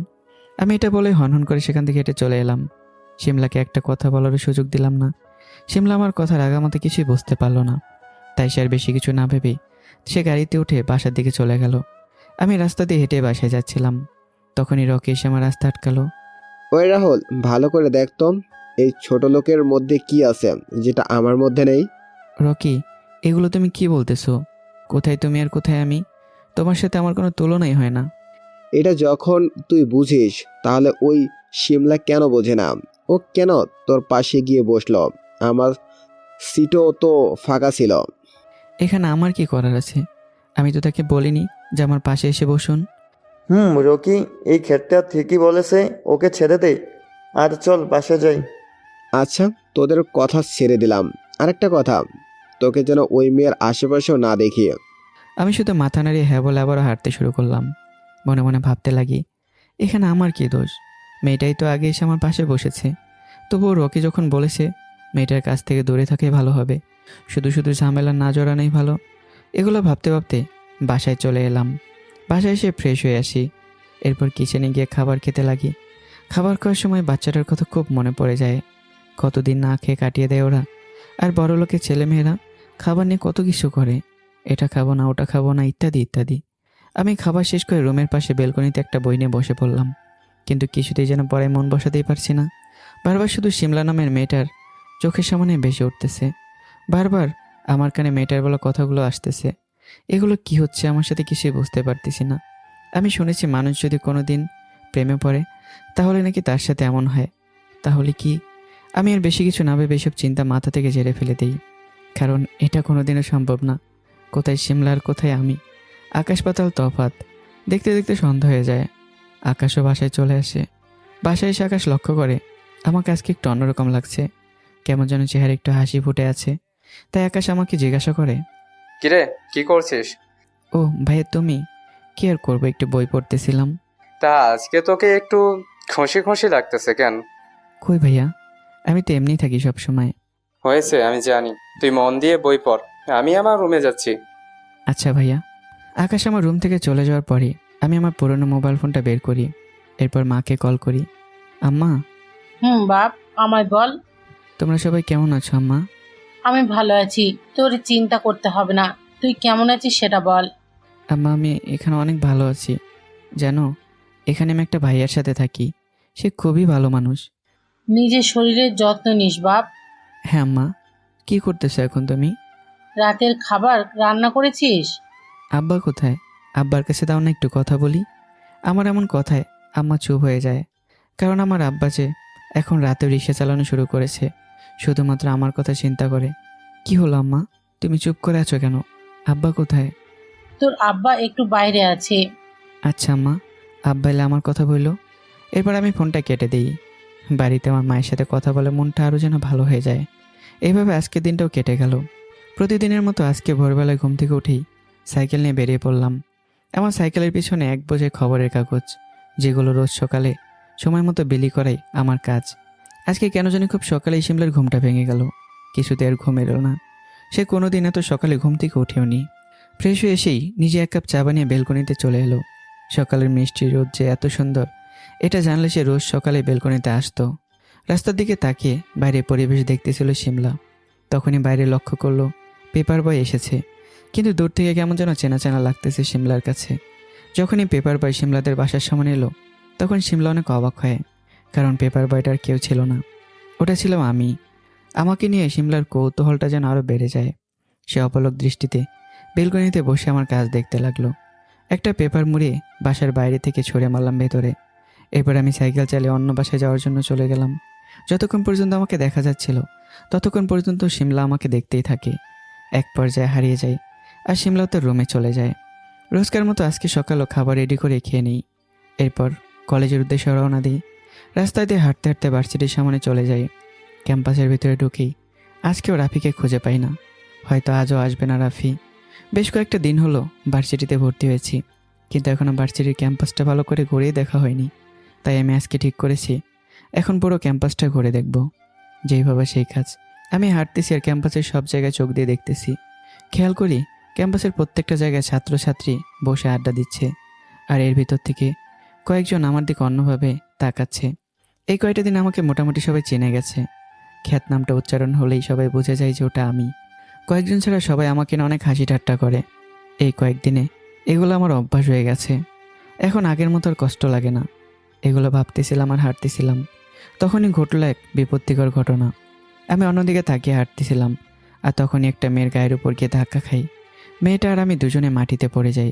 মেয়েটা ভীষণ রেগে যায়, মাটি থেকে উঠেই ঠাস করে একটা থাপ্পড় বসিয়ে দেয়। আমি তাল সামলাতে না পেরে একটু পিছিয়ে যাই। ভার্সিটির সবাই এই বিষয়টা নিয়ে বেশ মজা পেল, তাই তারা সবাই আগ্রহ নিয়ে বিষয়টি দেখতে লাগলো। তোর সাহস কি কর হয় আমাকে ধাক্কা দেওয়ার? ছোট লোক কোথাকার, নিজের চেহারার দিকে তাকিয়ে দেখছিস কখনো? কাল্লা ফুত একটা, তোকে তো ইচ্ছে করতেছে। আই এম সরি, আসলে আমি আপনাকে দেখতে পাইনি, না দেখে আপনার সাথে ধাক্কা খেয়ে যাই। তখনই মেয়েটার ফ্রেন্ডরা চলে এলো। তারা সবাই মেয়েটাকে জিজ্ঞাসা করলো, নাবিলা, কি হয়েছে তোর? এই ক্ষেতের সাথে দাঁড়িয়ে কি করতেছিস? নাবিলা নামের মেয়েটা সব কিছু খুলে বলল। তোর সাহস হয় কি করে নাবিলাকে ধাক্কা দেওয়ার? শালার ক্ষেত কোথাকার, কি নোংরা জামা কাপড়, দেখলেই তো বমি আসে। আমি বুঝতে পারিনি, না দেখে ধাক্কা লেগে গেছে, দয়া করে আমাকে মাফ করে দিন। তখনই নাবিলার মাথায় একটা দুষ্ট বুদ্ধি আসে। সে আমাকে বলে, মাপ করতে পারি, তবে তবে কি? তোকে সকলের সামনে কান ধরে 10 বার উঠবোস করতে হবে। না, এটা আমি করতে পারবো না। সামান্য একটা ধাক্কা লাগার কারণে এটা আমি করতে পারবো না। খেত আবার মুখে মুখে কথা বলে। আমি বলেছি, ব্যাস তোকে এটা করতেই হবে, না হলে আমি কিন্তু আমার ছেলে ফ্রেন্ডে ডাক দেব। ওরা যে তোর কি হাল করতে পারে সেটা তোর কল্পনার বাহিরে। আমি এর কোনো রাস্তা না পেয়ে সকলের সামনে কান ধরে উঠবোস করতে লাগি।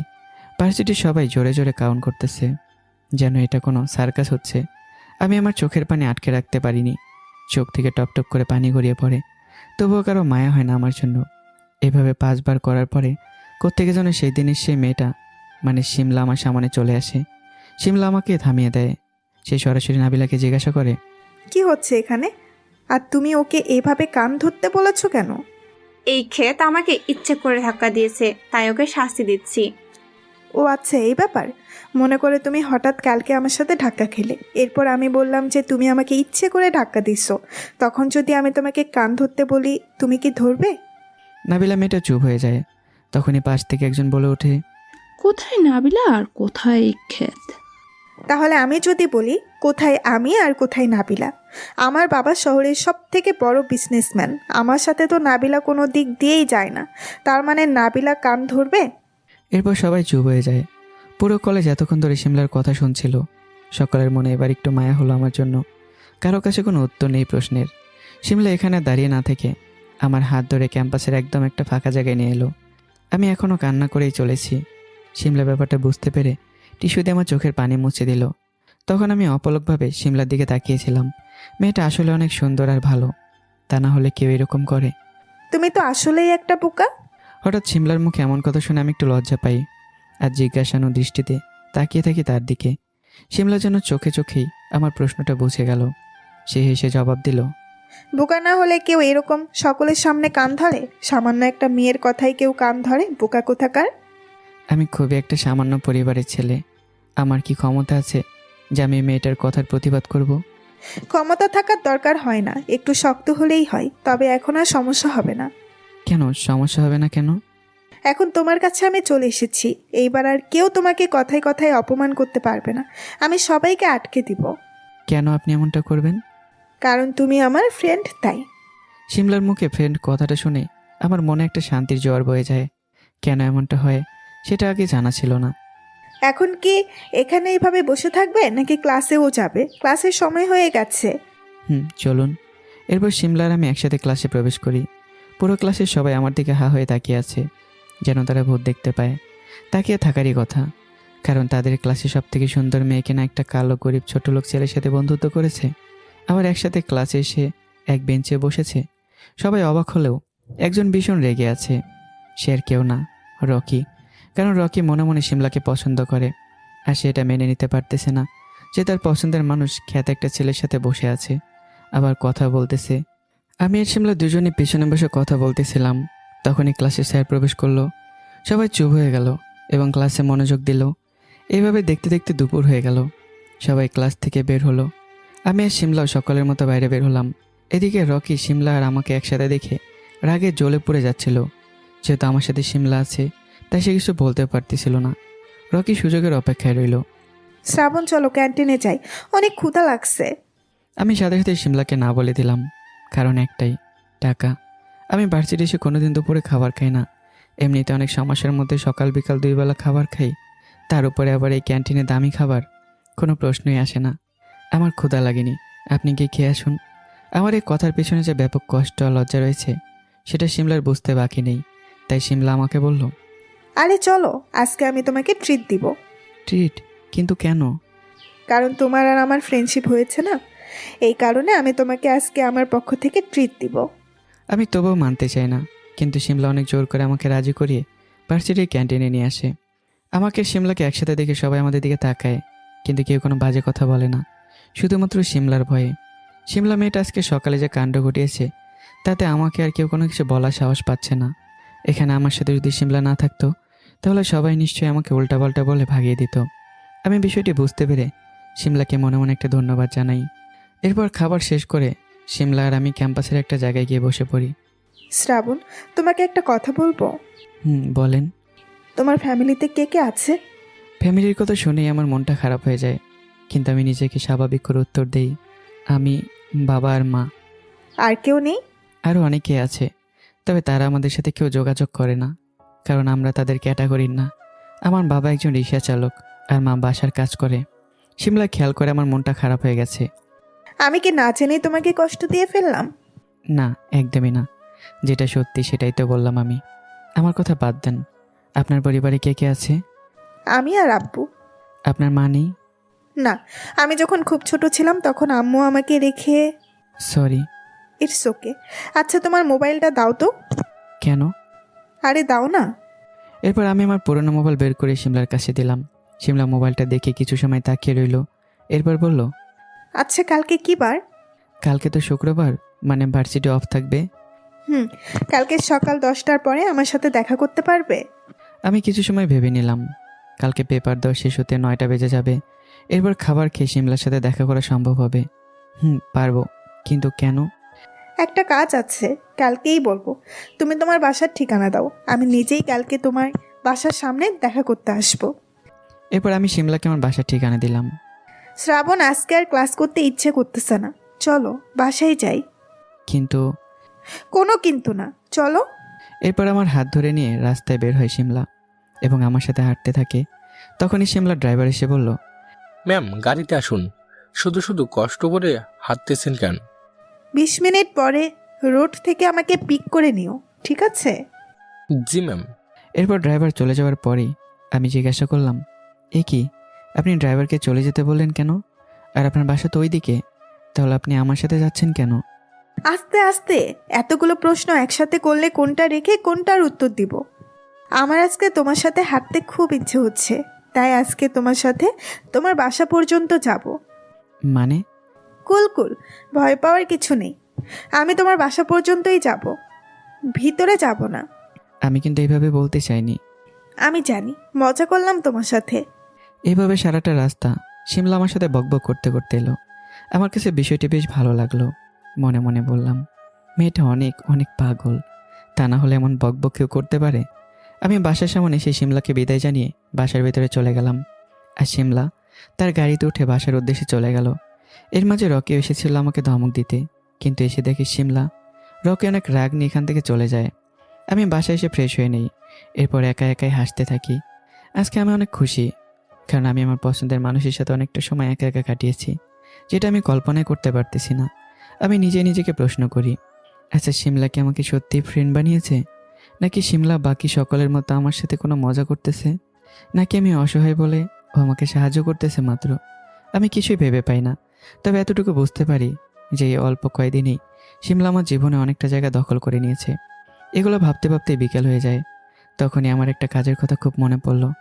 আমি বাসা থেকে বেরিয়ে সোজা পেপার হাউসে চলে গেলাম সেই লোকটার কাছে, মানে যে আমাকে চাকরিটা দিয়েছিল। আসসালামু আলাইকুম ভাই। লোকটা আমাকে একবার দেখে আবার তার কাজে মন দিয়ে সালামে জবাব দিল। ওয়ালাইকুম সালাম। অনেকক্ষণ হয়ে গেল, কিন্তু আমি মুখ ফুটে কিছু বলতে পারলাম না। আমাকে চুপ থাকতে দেখে লোকটা নিজেই বলল, এভাবে দাঁড়িয়ে না থেকে কিছু বললে বলে ফেলো। আমি যেন আকাশের চারটা হাতে পেয়ে গেলাম। তাড়াতাড়ি বললাম, ভাই আপনি তো জানেন আমি একজন স্টুডেন্ট, নিজের খরচ নিজেই চালিয়ে পড়াশোনা করি। ঢাকা শহরে আকাশ ভাই আর আপনাকে ছাড়া আমি কাউকে চিনি না। আপনার কারণে আমি ঢাকা শহরে এখনও টিকে আছি। তবে মাত্র এই কয়টা টাকা দিয়ে ঢাকা শহরে থাকা অনেকটা মুশকিল।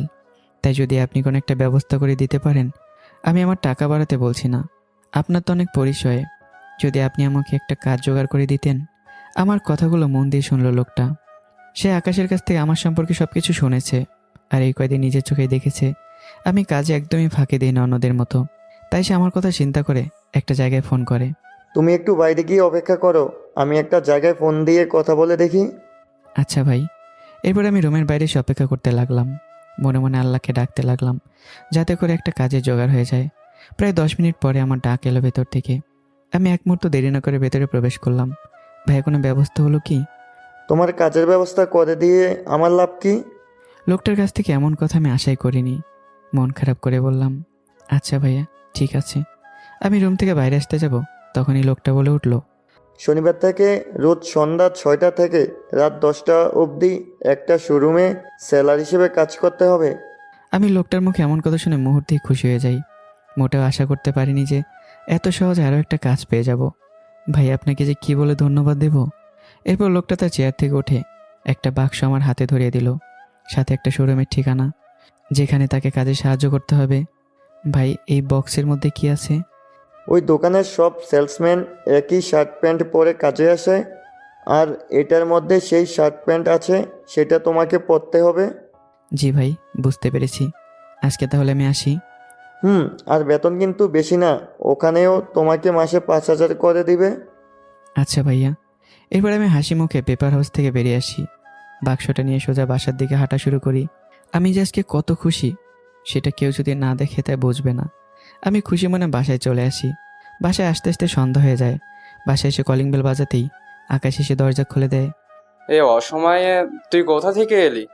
আর হাতে এটা কিসের বাক্স?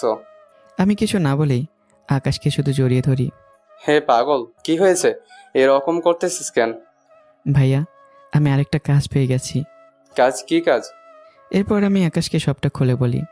আকাশ আমার কাণ্ড দেখে অনেক অবাক হয়ে যায় আর ভাবে ছেলেটা সত্যি অসাধারণ, তা না হলে এমন কেউ করে। সকালে পেপার বিলি করতে যাওয়া, এরপর একটু রেস্ট না নিয়ে ভার্সিটি যাওয়া, আবার বিকালে সেখান থেকে যে শোরুমে কাজ, সেখান থেকে রাত 10টায় এসে হয়তো ছেলেটা আবার বই পড়বে। এসবই সে ভাবতে থাকে। তুই এত কষ্ট করতে পারবি? আমি একটা হাসি দিয়ে বললাম, ভাইয়া, আমি গরিব ঘরের ছেলে, আমি সবই করতে পারি, আর না পারলেও সময়ের সাথে তাল মিলে শিখে নিতে হবে। দেখিস, তুই একদিন অনেক বড় হবি।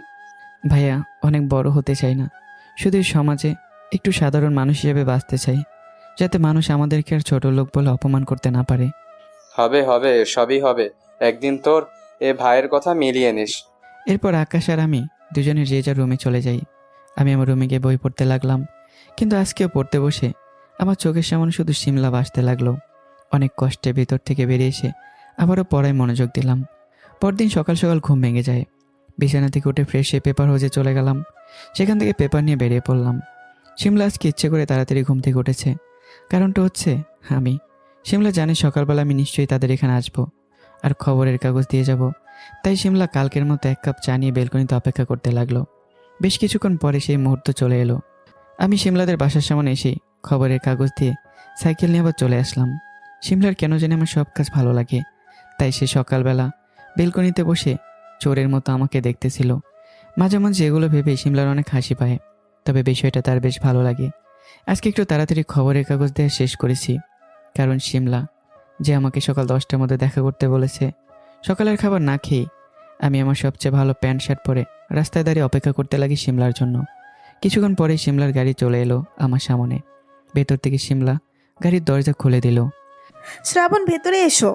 আমি একটু ভয় পেয়ে যাই, কারণ এর আগে কখনো এই ধরনের গাড়িতে উঠিনি।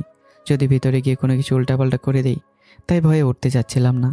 বিষয়টি বুঝতে পেরে শিমলা গাড়ি থেকে নেমে আমার হাত ধরে গাড়িতে ওঠায়। এরপর শিমলা ড্রাইভারকে বলে গাড়ি চালাতে। আপনি তো বলেছিলেন দেখা করতে, তাহলে এখন আমাকে নিয়ে কোথায় যাচ্ছেন? একদম চুপ করে বসে থাকো, তোমার জন্য আজকে অনেক সারপ্রাইজ আছে। আমার কোনো সারপ্রাইজের দরকার নেই, কিন্তু শিমলা এই কথার কোনো উত্তর দেয় না, আর আমিও চুপ করে বসে থাকি। কিছু সময় পরে গাড়িটা একটা মোবাইল শোরুমের সামনে এসে দাঁড়ালো।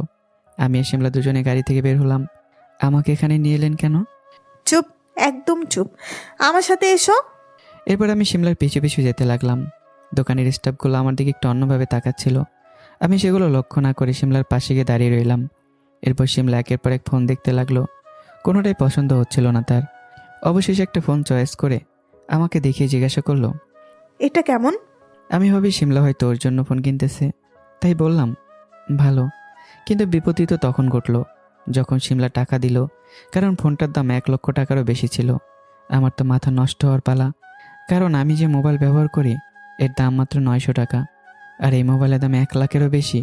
কিন্তু পরে আমি নিজেকে ঠিক করে নিই, কারণ বড় লোকদের কারবার একটু বড় বড়ই তো হয়। শ্রাবণ, চলো, আমার কাজ হয়ে গেছে। আমি এখনও যেন শখের মধ্যে আছি। আমি শুধু মাথা নাড়িয়ে শিমলার পিছু পিছু যেতে লাগলাম। এরপর আবার আমরা গাড়িতে উঠলাম। কিছু সময় গাড়ি চলার পর আবার একটা শোরুমের সামনে এসে গাড়ি থামলো। তবে এটা মোবাইলের শোরুম না, শার্ট প্যান্টের শোরুম। আমি কিছুই বুঝতেছি না শিমলা আমাকে নিয়ে কেন এসব জায়গায় এসেছে। তখনই শিমলা বলে উঠল, এখানেই দাঁড়িয়ে থাকবে নাকি আমার সাথে ভেতরে যাবে? এবার তো আরও অবাক হলাম, কারণ শিমলা ছেলেদের শার্ট প্যান্ট দেখতেছে, সেটা আবার আমার মাপ অনুযায়ী। আমি এই বিষয়টি ইজিভাবেই নিই। আমি ভাবি আমার মতো শিমলার হয়তো কোনো কাজিন আছে, তার জন্য হয়তো এগুলো কিনতেছে। বেশ কয়েকটা শার্ট প্যান্ট শপিং করে শিমলা আর আমি এখান থেকে বের হলাম। উফ, এত কিছু কিনতে কিনতে দুপুর হয়ে গেল। চলো রেস্টুরেন্ট গিয়ে কিছু খেয়ে নেই। না না, আমার ক্ষুধা লাগেনি, আমি খাবো না, তুমি গিয়ে খেয়ে আসো। আমার না বলার পেছনের কারণটা শিমলা জানে, তাই সে আমার হাত ধরে একটা রেস্টুরেন্টে নিয়ে গেল। আমার কাছে শিমলার এইসব পাগলামিগুলো বেশ ভালোই লাগে, তাই তো কথায় কথায় এত না করি। খাবার খাওয়া শেষ করে শিমলার আমি দুজনেই বাইরে বের হয়ে আসি। এরপর শিমলার হাতে থাকা সকল শপিং ব্যাগ গাড়িতে রেখে দিল। চলো। কোথায়? তোমাকে আজকে আমি আমার একটা প্রিয় জায়গায় নিয়ে যাব, যেখানে আমি রোজ একবার করে যাই। আজকে আমি তোমাকে সেখানে নিয়ে যাব। আমি আর কিছু না ভেবে শিমলার সাথে হাঁটতে লাগলাম। তখনই শিমলা রাস্তার পাশে একটা ফুচকার দোকান দেখতে পেল আর চিল্লিয়ে উঠল, শ্রাবণ, শ্রাবণ, ওই দেখো ফুচকাওয়ালা, আমি ফুচকা খাবো। আমি খেয়াল করলাম শিমলা আমার বাঁ হাত ধরে আছে। এই জন্য এক পুরনো প্রেমিক প্রেমিকা। আমার কেন যেন ইচ্ছে হলো নিজেরটাকে শিমলাকে ফুচকা খাওয়াতে। তাই বললাম, আচ্ছা চলো, আজকে আমি তোমাকে ফুচকা খাওয়াবো। সত্যি তুমি খাওয়াবে? চলো। এরপর আমি ফুচকালার কাছে গিয়ে 1 প্লেট ফুচকা দিতে বললাম। এ কি, তুমি খাবে না? আমি এগুলো খাই না, তুমি খাও আর আমি তোমার খাওয়া দেখি। আচ্ছা। শিমলা হাসি মুখে ফুচকা খেতে লাগলো। তখনই শিমলার চোখ গেল পাশের একটা কাপলের দিকে। তারা দুজন দুজনকে খাইয়ে দিচ্ছিল। এটা দেখেই শিমলা তাদের দিকে তাকিয়ে রইল আর ভাবতে লাগলো, তাকে যদি আমি ফুচকা খাইয়ে দিতাম। আমি যেন শিমলার মনের কথাটা পড়ে নিলাম। আমি সব কিছু ভুলে গিয়ে প্লেট থেকে একটা ফুচকা নিয়ে শিমলার মুখের সামনে ধরলাম। আর শিমলা এটা দেখে চোখ বড় বড় করে আমার দিকে তাকিয়ে রইল এবং এক গালেই ফুচকা খেয়ে নিল। এইভাবে সবগুলো ফুচকাই খেয়ে নিল। খাওয়া শেষে শিমলার আমি দুজনেই ভীষণ লজ্জা পাচ্ছিলাম। একজন আরেকজনের চোখের দিকে তাকাতে পর্যন্ত পারছিলাম না। আমি আর দাঁড়িয়ে না থেকে ফুচকালার বিল দিয়ে দিলাম। আজকে আমি বাসা থেকে টাকা নিয়ে বেরিয়েছিলাম, ভেবেছিলাম যদি কোনো কাজে লেগে যায়।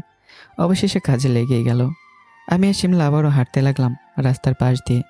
নীরবতা ভেঙে শিমলাই বলে উঠল, একটা জিনিস খেয়াল করেছো শ্রাবণ? কি? তুমি আমাকে আর আপনি করে নয়, তুমি করে বলতেছ।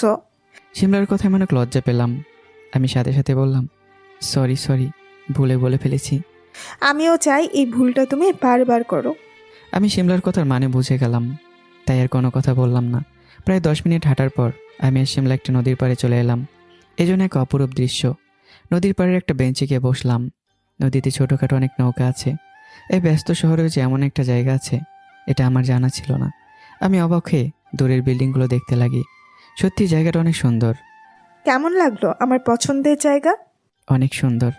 জানো, আমি এখানে রোজ আসি। এখানে এলে আমার একাকিত্ব দূর হয়ে যায়, মন খারাপ থাকলেও একদম ভালো হয়ে যায়। সত্যি জায়গাটা অনেক ভালো। এভাবে শিমলার আমার অনেক কথাই হতে লাগে, যে কথা কোনো দিন শেষ হওয়ার ছিল না। দেখতে দেখতে বিকেল হয়ে গেল। আমার হুঁশ এলো। এতক্ষণ তো মনেই ছিল না যে কতক্ষণ ধরে এখানে আছি। শিমলা, বিকেল হয়ে গেছে, এখন আমাকে বাসায় যেতে হবে। আর কিছু সময় থাকি না, আমার অনেক ভালো লাগতেছে। না, বাসায় কিছু কাজ আছে। কাজের কথা শুনে শিমলা আমাকে জোর করে না। আমরা হেঁটে গাড়ির কাছে চলে যাই। এরপর সোজা আমার বাসার সামনে চলে যাই। এখানে এসে আমি সবচেয়ে বেশি অবাক হই, কারণ শিমলা এখানে এসে এমন একটা কাণ্ড ঘটিয়ে বসবে যেটা আমার কল্পনার বাইরে ছিল। কারণ আমি যখন গাড়ি থেকে বের হয়ে বাসার ভিতর যাব, তখন শিমলা আমাকে ডাক দেয়। আমি শিমলার দিকে ঘুরে তাকাই। আমার কাছে এসো। এখন আবার কি হলো? আমি কিন্তু তোমার সাথে আর কোথাও যেতে পারবো না এখন। কথা বলে আমি শিমলার কাছে গেলেই শিমলা আমার হাতে সব শপিংগুলো ধরিয়ে দেয়। আমি অবাক হয়ে জিজ্ঞাসা করলাম, এগুলো আমার হাতে দিচ্ছ কেন? কারণ এগুলো সব তোমার, এগুলো আমি তোমার জন্যই কিনেছি। আমি অনেক বড়সড় একটা শখ খাই, সাথে সাথে এগুলো শিমলার হাতে দিয়ে দিই। না, এগুলো আমি নিতে পারবো না। কিন্তু কেন? আমি চাই না কেউ আমাকে দয়া করুক, আর তাছাড়াও এগুলোর কোনো দরকার নেই আমার। তোমার কি মনে হয় আমি তোমাকে দয়া করে এগুলো দিচ্ছি? সে যেটাই হোক, আমি এত দামি জিনিস ব্যবহার করার যোগ্য না। প্লিজ তুমি এগুলো নিয়ে যাও। তুমি আমার ফ্রেন্ড, আর আমি কখনোই চাইবো না যে আমার ফ্রেন্ডকে কেউ ছোট লোক খ্যাত বলুক। কাল থেকে তুমি এগুলো ব্যবহার করবে। আমি যেমন তেমনই ঠিক আছি, আমার এগুলো দরকার নেই। তুমি যদি এগুলো না নাও তাহলে আমি মনে করব তুমি আমাকে তোমার ফ্রেন্ড মনেই করো না। আমি এবার দোটানায় পড়ে গেলাম। আমি কোনো উপায় না পেয়ে শিমলার হাত থেকে জিনিসগুলো নিয়ে নিলাম। এটা দেখে শিমলা একটা বিশ্বজয়ের হাসি দিল। শ্রাবণ, জানো আজকে আমার জীবনের সবচেয়ে বেস্ট দিনগুলোর মধ্যে একটা দিন ছিল। আমারও। এরপর শিমলা আমাকে বিদায় জানিয়ে গাড়ি করে চলে গেল, আর আমি আমার ফ্ল্যাটের সামনে চলে এলাম। দরজার সামনে এসেই কলিং বেল বাজানোর পরে আকাশ এসে দরজা খুলে দিল। শ্রাবণ, তোর হাতে এতগুলো কি? আমি এবার খুঁজে পাই না যে কি বলবো। আমাকে বেশ কিছু সময় চুপ থাকতে দেখে আকাশ এসে দিয়ে বলে উঠল, আরে এত ভয় পাচ্ছিস কেন? আমি ওপর থেকে সব দেখেছি, তোর আর ওই মেয়েটার কাণ্ড। আসলে ভাইয়া। লজ্জা পেতে হবে না, তুই কি মেয়েটাকে পছন্দ করিস? হ্যাঁ ভাইয়া, কিন্তু ওরা অনেক বড় লোক, ওদের সাথে আমার যায় না। তাই এই পছন্দের কথা আমার মনের মাঝেই থাক। আরে বোকা, ভালোবাসা টাকা পয়সা দিয়ে হয় না, দুজন দুজনকে চাইলেই ভালোবাসা হয়। সেটা ধনী কি গরিব, এটা কোনো অপরাধ না। তবে ভাইয়া, মেয়েটা আমাকে অনেক ভালো ফ্রেন্ড মনে করে, এর থেকে বেশি কিছু না। সেটা তো একটু আগেই দেখলাম। আমি লজ্জা পেয়ে রুমে চলে আসলাম, আর আকাশ হাসতে হাসতে বাইরে চলে গেল। অন্যদিকে আমার গ্রামের বাড়িতে বিকেলবেলা আমার বাবা মা বসে বসে কথা বলতেছিল। তখনই তাদের সামনে একটা গাড়ি এসে থামে। গাড়ি থেকে একটা লোক বেরিয়ে আসে। লোকটাকে দেখে আমার বাবা মা দুজনেই দাঁড়িয়ে যায়। লোকটার কেউ ছিল না, আমার নিজের মামা ছিল, মানে আমার মায়ের আপন বড় ভাই। ভাইয়া, তুমি এই সময় এখানে এতদিন পরে? আমার বাবা তাড়াতাড়ি ঘরের ভিতর গিয়ে একটা পুরনো চেয়ার নিয়ে আসে। এরপর মামাকে বসতে বলে, কিন্তু আমার মামা উল্টো চেয়ার একটা লাথি দিয়ে বলে, তোমার কি মনে হয় এই নোংরা চেয়ারে আমি বসবো? এরকম হাজার হাজার চেয়ার আমার বাড়ির আশেপাশে ফেলানো আছে। আমার বাবা মা দুজনে চুপ হয়ে দাঁড়িয়ে থাকে, কারণ তাদের যে এছাড়া আর কিছু করার ছিল না। আমার খুব ক্ষুধা লেগেছে, খাওয়ার মতো কিছু হবে? এমন কথা শুনে আমার মা বলে ওঠে, ভাইয়া, তুমি একটু অপেক্ষা করো, আমি এক্ষুনি খাবার দিতেছি তোমাকে। এরপর আমার মা রান্নাঘরে চলে যায়। সেখানে গিয়ে কিছু খুঁজে পায় না, কারণ রান্নাঘরে তেমন কিছুই ছিল না। অবশেষে বাধ্য হয়ে আমার মা একটা থালায় পান্তা ভাত আর একটা কাঁচামরিচ নিয়ে আমার মামার সামনে গেল। আমার মামা খাবার প্লেট হাতে নিয়ে ছুঁড়ে মারে। এতে আমার মা বাবা দুজনে ভয় পেয়ে যায়। ঘরে কেউ এলে তাদের ভালো মন্দ খাওয়ানোর যোগ্যতা যাদের নেই, তারা কিনা তাদের ছেলেকে ঢাকা কলেজে পড়াশোনা করাতে পাঠায়। এই কথা শোনার পর আমার মা বাবা দুজনে বুঝতে পারে যে মামা এখানে কেন এসেছে। তারা চুপ করে দাঁড়িয়ে রইল। কোনো যোগ্যতা আছে তোমাদের ছেলেকে ঢাকা পড়ানো? নিজের তো এখানে কষ্ট করে ছেলেকে টাকা পাঠাচ্ছেন, একটু ভালো করে খোঁজ নিয়ে দেখো। তোমাদের ছেলে ঢাকায় গিয়ে টাকা উড়িয়ে অন্য কিছু করে বেড়াচ্ছে। আপু, তোকে আমি আগেই বলছিলাম আমার পছন্দের ছেলের সাথে বিয়ে করে নে, কিন্তু তুই কি করলি? এই রিক্সাওয়ালার সাথে ভেগে চলে এলি। এখন বোঝ কত ধানের কত চাল। মামার মুখে এমন কথা শুনে আর চুপ থাকতে পারল না মা। সে জোরে বলে উঠল, আমার ছেলেকে আমি ভালো করেই চিনি, আর আমার ছেলেকে নিয়ে একটাও বাজে কথা বলবে না। তোমার ছেলে কেমন সেটা আমি খুব ভালো করেই জানি। শুধু শুধু আমার ছেলের পেছনে এসে কোনো লাভ নেই। আজকে আমি কিছু বলবো না, যেদিন আমার ছেলে প্রতিষ্ঠিত হবে সেই দিনই বলবো। সেই দিন আর বেশি দূর নেই, তৈরি থেকো। তুমি আজকে আমাদের এখানে এসে যেমন অপমান করলে আমাদেরকে, এইটার হিসেবের খাতা তোলা রইল। আর আমি আমার স্বামী আর আমার ছেলেকে নিয়ে আমি খুব সুখে আছি। তোমাকে এখানে সেটা কেউ দেখতে আসতে বলে নাই। তুমি তোমার রাস্তা নিয়ে বাসায় চলে যাও। মায়ের এমন কথা শুনে মামা আর এক মুহূর্ত সেখানে দাঁড়িয়ে থাকলো না। সে গাড়িতে উঠেই চলে গেল। আমার মামা যাওয়ার পরপরই আমার মা কান্না করতে শুরু করে দিল, কারণ আজকে তারা গরিব বলে এত কথা শুনতে হচ্ছে। আমার বাবা এসে তাকে সান্ত্বনা দিতে লাগলো। এদিকে সন্ধ্যার সময় আমার রুমে বসে বই পড়তেছিলাম। তখনই রুমে আকাশ আসে। ভাইয়া কিছু বলবে? আসলে বাসার কোনো বাজার নেই, আর এদিকে আবার আমাকে ভিডিও কলে একটা মিটিং অ্যাটেন্ড করতে হবে এক্ষুনি। বাসায় রান্নার কিছু না থাকলে বুয়া এসে কি রান্না করবে? তাই বলতেছিলাম তুই যদি একটু... সমস্যা নেই ভাইয়া, আমি এক্ষুনি যাচ্ছি বাজারে। এনে টাকা, আর শোন, একটু দেখে শুনে বাজার করিস। তুই তো আবার সহজ সরল। আচ্ছা ঠিক আছে ভাইয়া। এরপর আমি বাজারে একটা ব্যাগ নিয়ে বেরিয়ে পড়ি। রাস্তা দিয়ে হাঁটতে হাঁটতে যাচ্ছিলাম। বাজারে এসে অনেক কথা খরচ করে বাজার করি। বাজারে ব্যাগ নিয়ে বাসার দিকে যাচ্ছিলাম, তখনই আমার সামনে 2-3টা বাইক এসে দাঁড়ালো। আলোর কারণে দেখতে পাচ্ছিলাম না যে কে বা কারা এমনভাবে আমার সামনে বাইক থামালো। আমি আমার চোখে হাত দিয়ে দাঁড়িয়ে রইলাম। কিছুক্ষণ পরেই বাইকগুলোর আলো বন্ধ হয়ে গেল। আমি ভালো করে খেয়াল করে দেখি রকি ও তার দলবল। আমি অনেক ভয় পেয়ে যাই। এর মধ্যে রকি আমার সামনে চলে এলো। কিরে খ্যাতের বাচ্চা খ্যাত, তোর দেখি আজকাল ভালোই পাকনা গজিয়েছে। আমি চুপ করে আছি। কিরে কথা বলিস না কেন? তোকে আমি প্রথম দিন থেকেই বলে আসতেছি যে শিমলার কাছ থেকে দূরে থাক, কিন্তু তুই কি করলেন? উল্টে ওর সাথে আজকে সারাদিন ঘুরে ঘুরে মজা করলি। আমার ভুল হয়ে গেছে, আর এমন হবে না। ভুল যখন করেছিস শাস্তি তো তোকে পেতেই হবে। এটা বলে রকি ও তার দলবল আমাকে ধরে মারতে লাগে। আমি বুঝতেই পারিনি যে রকি আমার সাথে এমন আচরণ করবে। আমি মার খেয়ে রাস্তায় পড়ে গেলাম, তবুও কেউ থামাতে এলো না। অবশেষে রকি আমার পেটে একটা লাথি দিয়ে বলল, আজকে তোকে ছেড়ে দিলাম, নেক্সট টাইম আর কিন্তু পার পাবি না, সোজা উপরে পাঠিয়ে দেব। রকি এগুলো বলে বাইক স্টার্ট করে চলে গেল। আমি রাস্তার পাশে বসে রইলাম। অনেক ব্যথা পেয়েছি, ব্যথার কারণে উঠতে পারতেছি না, জোরে চিৎকারও দিতে পারতেছি না। বেশ কিছু সময় পরে আমি উঠে দাঁড়ালাম। ঠিকভাবে দাঁড়াতে পারতেছিলাম না। আমার কপাল ও ঠোঁটের কোণে হাত দিয়ে দেখি রক্ত বেরিয়ে গেছে। আমি সেই রক্ত জামা দিয়ে মুছে নেই। এরপর আশেপাশে তাকাতে লাগলাম। অবশেষে বাজারের ব্যাগও পেয়ে যাই। বাজারের ব্যাগ হাতে নিয়ে আস্তে আস্তে হাঁটতে লাগলাম। প্রচুর ব্যথা পেয়েছি, কিন্তু কিছু করার নেই।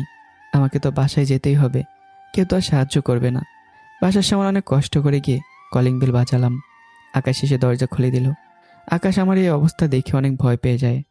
এই কি শ্রাবণ, তোর এই অবস্থা হলো কি করে? তোর শার্টে এমন রক্ত কেন? এগুলো বলতে বলতে সে আমাকে ধরে বাসার ভিতরে নিয়ে এলো। বাজারের ব্যাগ অন্য পাশে রেখে ফার্স্ট এড বক্স নিয়ে এলো আকাশ। এরপর আমার কাটা জায়গায় ব্যান্ডেজ করে দিতে লাগলো। এখনো চুপ করে থাকবি? আমাকে বলতে হবে তো নাকি? না হলে আমি কি করে বুঝবো? ভাইয়া, ও রকি ও তার বন্ধুরা আমাকে মেরেছে। কে রকি? আর তোকেই বা মেরেছে কেন?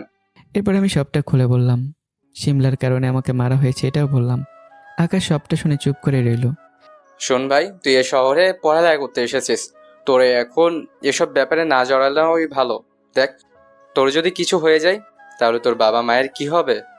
আমি আকাশের কথা কোনো জবাব দিলাম না। এরপর আকাশ আমার জন্য খাবার নিয়ে আসে। আমি খাবার খেয়ে নেই। এখন ঘুমিয়ে পড়, অনেক ক্লান্ত আছিস তুই। আকাশ আমার রুম থেকে বের হয়ে যায়। আমি আস্তে আস্তে ঘুমিয়ে পড়ি। আকাশ তার রুমে বসে অফিসের কাজ করতেছিল ল্যাপটপে। তখনই তার কানে একটা ফোন কলের আওয়াজ আসে। সে আওয়াজটা আমার রুম থেকে পায়। আমি যেহেতু ঘুমিয়ে পড়েছি তাই টের পাই না। অবশেষে আকাশ বাধ্য হয়ে আমার রুমে আসে আর আমার নতুন ফোনের কল রিসিভ করে। ফোনটা আর কেউ না, শিমলা করেছিল। হ্যালো শ্রাবণ। আমি শ্রাবণ না, শ্রাবণের বড় ভাই আকাশ। আসসালামু আলাইকুম ভাইয়া। ওয়ালাইকুম আসসালাম। ভাইয়া শ্রাবণ কোথায়? ও অসুস্থ, ও রুমে বিশ্রাম নিচ্ছে।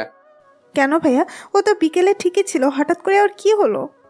রকি নামের একটা ছেলে ও তার বন্ধুরা আজ সন্ধ্যায় ওকে মেরেছে। কি? কিন্তু কেন? আর কিছু হয়নি তো? ও ঠিক আছে? শ্রাবণ এখন মোটামুটি ঠিক আছে। কিন্তু ভাইয়া, রকি ওকে মারতে গেল কেন? কারণটা তুমি। আমি মানে? ভাইয়া ঠিক বুঝলাম না। দেখ, আমি স্পষ্টভাবে বলতেছি, পছন্দ করি। রকি তোমাকে পছন্দ করে। তুমি আর শ্রাবণ ভার্সিটিতে সবসময় একসাথে থাকো, এই কারণে রকি শ্রাবণকে মারধর করে। আশা করি তুমি বিষয়টা বুঝতে পেরেছো। ভাইয়া? দেখ শ্রাবণ, ছেলেটা অনেক ভদ্র, ওর মতো ছেলে খুবই কম পাওয়া যায়। ও বাকি 10টা ছেলের মতো না, ও নিজের খরচ নিজেই চালায়। সকালে পেপার দেওয়া, এরপর আবার ভার্সিটি, সেখান থেকে এসে আবার শোরুমে কাজ করে। আমি ওকে সব থেকে কাছ থেকে কষ্ট করতে দেখেছি, তাই আমি জানি ওর জীবনে কতটা কষ্ট। প্লিজ, তুমি ওর এই জীবনে কোনো বাধা তৈরি করো না। ভাইয়া, আমি আপনাকে কথা দিচ্ছি আজকের পর থেকে ভার্সিটিতে আর কোনো সমস্যা হবে না। আপনি আমাকে বিশ্বাস করতে পারেন। এই কি, তুমি কান্না করতেছো কেন? আমি কিন্তু তোমাকে হার্ট করার জন্য কথাগুলো বলি নাই। ভাইয়া, আপনি ওর খেয়াল রাখেন, আমি রকির ব্যাপারটা দেখতেছি। এরপর শিমলা কিছু না বলে ফোনটা কেটে দেয়। আকাশ শিমলার রাগ দেখে একটা হাসি দেয়। এরপর ফোনটা আমার পাশে রেখেই আকাশ তার রুমে চলে যায়। শিমলা ফোন কেটে দিয়ে সোজা তার বাবার কাছে চলে যায়। আব্বু, আব্বু। মামনি, কি হয়েছে বলো? আব্বু, ভার্সিটিতে কয়েকটা ছেলে আমার একটা বন্ধুকে খুব মেরেছে আর ওর সাথে অনেক বাজে ব্যবহার করেছে। আমি ওকে এর শিক্ষা দিতে চাই। মামনি, এত রেগে যাচ্ছ কেন? তোমার আব্বু আছে তো নাকি? রনি, এই রনি, এদিকে আয়। শিমলার বাবা তার বডিগার্ড রনিকে ডাক দেয়। জি স্যার, বলুন। কাল সকালে আমার মামনির সাথে ভার্সিটিতে যাবি এবং সাথে অনেক ছেলেপুলেদের নিয়ে যাস। এরপর মামনি যাকে বলবে তাকে ধরেই তার ক্লাসে নিবি, এমন ক্লাস নিবি যাতে করে আর দ্বিতীয়বার কোনো কিছু করার সাহস না পায়। Okay sir. মামনি, এবার খুশি? হ্যাঁ আব্বু, অনেক খুশি। আব্বু, আমি না একজনকে ভালোবাসি। শিমলার আব্বু মেয়ের মুখে এমন কথা শুনে এসে দেয় আর বলে, আমার মামনিও কাউকে ভালোবাসি। তা ছেলেটা কি শুনি? সেটা সময় হলেই তোমাকে বলবো। আচ্ছা। শিমলা এবার খুশিতে তার রুমে চলে যায়। আর শিমলার আব্বু ভাবে তার মেয়ে হয়তো কোনো হ্যান্ডসাম বড় লোক করে ছেড়ে প্রেমে পড়েছে। এটা ভেবে সে নিশ্চিন্তে টিভি দেখতে লাগে। আজকে সকালে ঘুম থেকে উঠতে একটু দেরি হয়ে যায়। মোবাইলের দিকে তাকিয়ে দেখি সকাল 6টার বেশি বেজে গেছে। আমি তাড়াতাড়ি রেডি হয়ে খবরের কাগজ নিতে বের হয়ে যাই। পেপার হাউস থেকে সাইকেল নিয়ে বেরিয়ে পড়ি। আমার কপালের কোণে ছোট্ট করে একটা ব্যান্ডেজ করা। প্রতিদিনের মতো সকালে আজকেও শিমলা বেলকনিতে দাঁড়িয়ে আমার জন্য অপেক্ষা করতে লাগে। অবশেষে আমি পৌঁছাই, কিন্তু শিমলা আমাকে দেখে অনেক কষ্ট পায়। সে দেখতে পায় আমার কপালে একটা ব্যান্ডেজ করা। এটা শুধুমাত্র তার কারণেই হয়েছে। তাই শিমলা নিজের উপরে রাগ করে চায়ের কাপটা ভেঙে ফেলে। আর তখনই শিমলার হাত কেটে রক্ত বের হয়ে যায়। সকাল 10টার সময় শিমলা আমার নাম্বারে কল দেয়। আমি আগে একটা কম্পিউটারের দোকানে কাজ করতাম, তাই মোবাইল আমি আগে থেকে চালাতে পারতাম। আমি ফোনটা রিসিভ করি। হ্যালো শ্রাবণ। হ্যাঁ আমি। কি হয়েছে শিমলা? তোমার কণ্ঠে এমন শোনা যাচ্ছে কেন? আমার আওয়াজ পেয়ে শিমলা একটু শান্তি পায়। এরপর স্বাভাবিকভাবে জিজ্ঞাসা করে, তোমার কিছু হয়েছে নাকি? তোমাকে নিয়ে একটা বাজে স্বপ্ন দেখলাম। আমি এর মাঝে শুধু শুধু শিমলাকে জড়াতে চাই না, তাই বললাম, না না, আমার কিছু হয়নি। ভার্সিটি আসবে না আজকে? না, আজকে যাব না, বাসায় একটু কাজ আছে। আচ্ছা, তুমি বাসায় রেস্ট নাও, আমি এদেরকে দেখতেছি। শিমলা এই কথাটা বলে ফোন কেটে দেয়, কিন্তু আমি এই কথার কোনো কিছুই বুঝতে পারি না। আমি এই কথাগুলো নিয়ে আর না ভেবেই বই পড়তে লাগলাম। অন্যদিকে ভার্সিটিতে হঠাৎ করে 5টা বড় বড় গাড়ি প্রবেশ করে। ভার্সিটির সবাই অবাক চোখে তাকিয়ে থাকে কে এসেছে সেটা দেখার জন্য। এমনকি কলেজের স্যার ম্যাডামরাও তাকিয়ে থাকে। রকিও সেখানে উপস্থিত ছিল। কিছুক্ষণ পর গাড়ি থেকে শিমলা বের হয়। সবাই বুঝতে পারে বড় লোকের বাবার একমাত্র মেয়ে, হয়তো ভাব নেওয়ার জন্য একসাথে 5টা গাড়ি নিয়ে এসেছে। কিন্তু সবাইকে অবাক করে গাড়িগুলোর ভেতর থেকে 15 থেকে 20 জন ছেলে বেরিয়ে আসে, আর সকলের হাতে হকি স্টিক। ছেলেগুলো সবাই শিমলার পিছে লাইন দিয়ে দাঁড়িয়ে যায়। ভার্সিটির সবাই মনোযোগ দিয়ে দেখতে লাগে কি হতে চলেছে। আবার কেউ কেউ তো ভয় পাচ্ছে। শিমলা সামনের দিকে এগিয়ে যেতে লাগে। শিমলা রকির সামনে এসে দাঁড়িয়ে যায়। রকি এতে প্রচণ্ড ভয় পেয়ে যায়। তখনই শিমলা তার হাত দিয়ে রকিকে দেখিয়ে দেয়। ব্যাস, মুহূর্তের মধ্যে ছেলেপেলেগুলো হকি স্টিক দিয়ে রকি ও তার বন্ধুদের মারতে শুরু করে। পুরো ভার্সিটি একদম স্তব্ধ হয়ে যায়। প্রিন্সিপাল স্যারেরও ভয় হচ্ছিল কিছু বলতে। রকির হাত পা থেকে রক্ত বেরোচ্ছে। সে এদের থেকে পালিয়ে শিমলার পা জড়িয়ে ধরে আর বলে, প্লিজ আপু, ওদের থামতে বলুন। আমি আপনার সাথে কি এমন করেছি যার জন্য এমন করতেছেন? শিমলা চিল্লিয়ে বলে ওঠে, কুত্তার বাচ্চা, তুই কাল সন্ধ্যায় শ্রাবণের গায়ে হাত তুলেছিস কেন? কেন? এবার সকলের কাছে বিষয়টি পরিষ্কার হয়ে যায়। রকি প্রচুর ভয় পেয়ে যায়, আর সাথে সাথে ব্যথা তো ছিলই। আপু, আমাদের ভুল হয়ে গেছে। আমি কেন ভার্সিটির আর কোনো ছেলে মেয়ে শ্রাবণকে ডিস্টার্ব করবে না। প্লিজ আমাদের আর মারবেন না। রনি, স্টপ ইট, তোমরা এবার যাও। জি ম্যাম। আর কোনো সমস্যা হলে আমাকে একটা মিস কল দেন। আসি ম্যাম, আসসালামু আলাইকুম। এরপর রনি সব ছেলেদের নিয়ে চলে গেল। এদিকে শিমলার চোখ এখনও লাল হয়ে আছে। শিমলা সেখানে দাঁড়িয়ে না থেকে ক্লাসে চলে যায়। ভার্সিটির কয়েকজন ছেলে রকি ও তার বন্ধুদেরকে হসপিটালে নিয়ে গেল। পুরো ভার্সিটি যেন ভয়ে চুপসে আছে, থাকবে না বা কেন। একটু আগে যেটা হয়ে গেল। এদিকে বিকেলবেলা আমি আমার রুমে বসে বই পড়ছিলাম। তখনই আমাদের বাসার কলিং বেল বেজে উঠল। আমি দরজার কাছে যাওয়ার জন্য উঠতে যাব, তখনই আকাশ আমাকে আটকে নিজে দরজা খুলতে যায়। আকাশ দরজা খুলে একটা মেয়েকে দেখতে পায়। ভালো করে খেয়াল করে দেখে এটা শিমলা। এটা কি করছো তুমি? কেন ভাইয়া, কি করেছি? তুমি জানো না এটা একটা ব্যাচেলার বাসা, এখানে কোনো মেয়ে আসতে পারে না। ইস, তোমাকে বাড়িওয়ালা দেখে ফেললে আমাদের ফ্ল্যাট থেকে লাথি মেরে বের করে দেবে। আল্লাহ, আমাদের এখন কি হবে? আরে ভাইয়া, কুল কুল, কোনো প্রবলেম হবে না। এই বাসার মালিক আমার আব্বুর ফ্রেন্ড। আসার সময় আমাকে দেখেছে, আমি বলেছি আমার ফ্রেন্ডের কাছে এসেছি। উফ, জানটা ফিরে পেলাম মনে হয়। ওহ শিট, তুমি এখনো বাইরে দাঁড়িয়ে আছো? আচ্ছা, ভিতরে এসো প্লিজ। হুম। ভাইয়া, শ্রাবণের রুম কোনটা? আমার সাথে এসো। এরপর শিমলা আকাশের পিছু পিছু যেতে লাগলো। ভাইয়া কে এসেছে? তখনই শিমলা আমার সামনে চলে এলো। এ কি শিমলা, তুমি? আস্তে আস্তে, তোমাকে দাঁড়াতে হবে না। এই নাও, তোমার জন্য ফল নিয়ে এসেছি, এগুলো খেতে থাকো। কিন্তু কেন? শ্রাবণ, কালকে শিমলা তোকে ফোন দিয়েছিল কিন্তু তুই ঘুমাচ্ছিলি, তাই আমি ফোনটা রিসিভ করে শিমলাকে সবটা খুলে বলি দেই। আর এখন শিমলা তোকে দেখতে এসেছে। ভাই, তুমি কেন শুধু শুধু ওকে বলতে গেলে? ভাইয়া একদম ঠিক করেছে আমাকে বলে। আর শোনো, তোমার 2 দিন ভার্সিটি যাওয়ার কোনো দরকার নেই। এই 2 দিন বাসায় বসে রেস্ট নিবে। তার কোনো দরকার নেই, আমি একদম ঠিক আছি। আমি যেটা বলেছি সেটাই হবে। এরপর আমি ভয়ে চুপ হয়ে যাই। এইভাবে কিছু সময় আমার কাছ থেকে শিমলা তার বাসায় চলে যায়। এইভাবে চলতে থাকে আমার জীবন। দেখতে দেখতে কেটে যায় 1টা বছর। এখন রকের আমার পিছনে লেগে থাকে না। সবাই আমার থেকে একটু দৌড়েই থাকে, কারণ একটাই, সেটা হচ্ছে শিমলা। তবে শিমলা আর আমি এখনও কেউ কাউকে আমাদের ভালোবাসার কথা বলিনি। শিমলা জানে আমি তাকে ভালোবাসি, আর আমিও জানি যে শিমলা আমাকে ভালোবাসে, কিন্তু কেউ বলতে চায় না এটা। অবশেষে শিমলা ঠিক করে যে সে আমাকে তার মনের কথা জানিয়ে দেবে। তাই শিমলা আমাকে ফোন করে। হ্যালো। শ্রাবণ, কোথায় তুমি? কোথায় আবার? বাসায় বসে বই পড়তেছি। কেন, কিছু হয়েছে? তোমাকে খুব একটা গুরুত্বপূর্ণ কথা বলার ছিল। তুমি কি এখন আসতে পারবে? কেন পারবো না? কোথায় আসতে হবে বলো? আমার প্রিয় জায়গায় চলে এসো। এরপর শিমলা ফোন রেখে দেয়।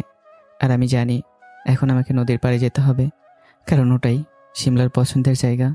আমি বাসা থেকে বেরিয়ে হাঁটতে লাগলাম। মনে মনে ভাবছি, আচ্ছা শিমলা যে আমার এত কেয়ার করে, এত যত্ন নেয়, এগুলো কি শুধুই বন্ধুত্ব নাকি অন্য কিছু? আমি যোকে আমার নিজের জীবনের থেকে বেশি ভালোবাসি, এটা কেউ বুঝতে পারে না। ও হয়তো আমাকে শুধু ভালো একটা বন্ধুই ভাবে। আমি ওকে নিয়ে একটু বেশি ভেবে ফেলেছি। কোথায় ও আর কোথায় আমি? এই সমাজ কোনোদিন আমাদের সম্পর্ক মেনে নেবে না, তাই ওকে নিয়ে আর না ভাবাই ভালো। আমি বরং ওকে এইভাবে ওয়ান সাইডে লাভ করে যাব। এগুলো ভাবতে ভাবতেই আমি নদীর পাড়ে চলে গেলাম। নদীর পাড়ে গিয়ে দেখি শিমলা দাঁড়িয়ে আছে আর ওকে অনেক চিন্তিত দেখাচ্ছে। শিমলা, বলো কি হয়েছে? আর তোমাকে চিন্তিত দেখাচ্ছে কেন? শ্রাবণ, আমি তোমাকে একটা কথা বলতে চাই। তুমি আমাকে কথা দাও যে আমাকে ফিরিয়ে দিবে না। আমি শিমলার কথা একটু অবাক হই, কারণ এটা কোন ধরনের কথা? এছাড়া আমার কাছে এমন কি আছে যে আমি শিমলাকে দিতে পারবো? আগে বলো। আমাকে অবাক করে দিয়ে শিমলা হাঁটু ভাঁজ করে আমার সামনে একটা গোলাপ ফুল বের করে বলতে শুরু করলো। ভালোবাসার সংজ্ঞা আমার জানা নেই। যদি কাউকে দেখানোর জন্য বারবার মন আনচান করার নাম ভালোবাসা হয়, তবে আমি তোমাকে ভালোবাসি। যদি শয়নের স্বপ্নে তাকে নিয়ে হৃদয়ের মাঝে ছবি আঁকানোর নাম ভালোবাসা হয়, তবে আমি তোমায় ভালোবাসি। যদি অনুমতি দাও, সারা জীবন ভালোবাসতে চাই। শিমলার কথা শুনে আমি খুশিতে আত্মহারা হয়ে গেলাম, কিন্তু মুহূর্তে আমার মুখটা কালো হয়ে গেল। কারণ শিমলা এই শহরের সব থেকে বড় বিজনেসম্যানের মেয়ে, আর আমি সামান্য একটা রিক্সাওয়ালার ছেলে।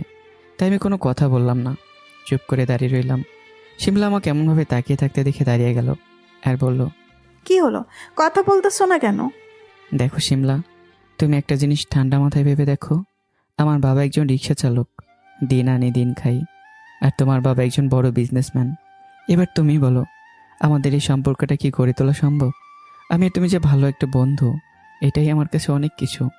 আমি এত কিছু শুনতে চাই না। তুমি আমাকে শুধু এই কথার উত্তর দাও, তুমি আমাকে ভালোবাসো কি না। হ্যাঁ বা না দিয়ে উত্তর দিবে। আমি চুপ করে দাঁড়িয়ে রইলাম। তখন শিমলা বলতে লাগলো যে, জানিস শ্রাবণ, তুমি আমাকে ভালোবাসো, কিন্তু সমাজের ভয়ে তুমি সেটা বলতে পারছো না। তোমাকে এটা নিয়ে চিন্তা করতে হবে না। আমার আব্বু আমার সব কথা শুনে। আমি তোমাকে আব্বুর কাছে নিয়ে গেলে সে তোমাকে কখনোই না করবে না। আমি বললাম, শিমলা তুমি বুঝতে পারতেছো না। শিমলা আমাকে থামিয়ে আমার গালে একটা চুমু দিয়ে বলল, অপেক্ষা করো, খুব শীঘ্রই আব্বুর সাথে তোমার পরিচয় করিয়ে দিব। শিমলা এটা বলে নদীর পাড় থেকে হেঁটে চলে গেল।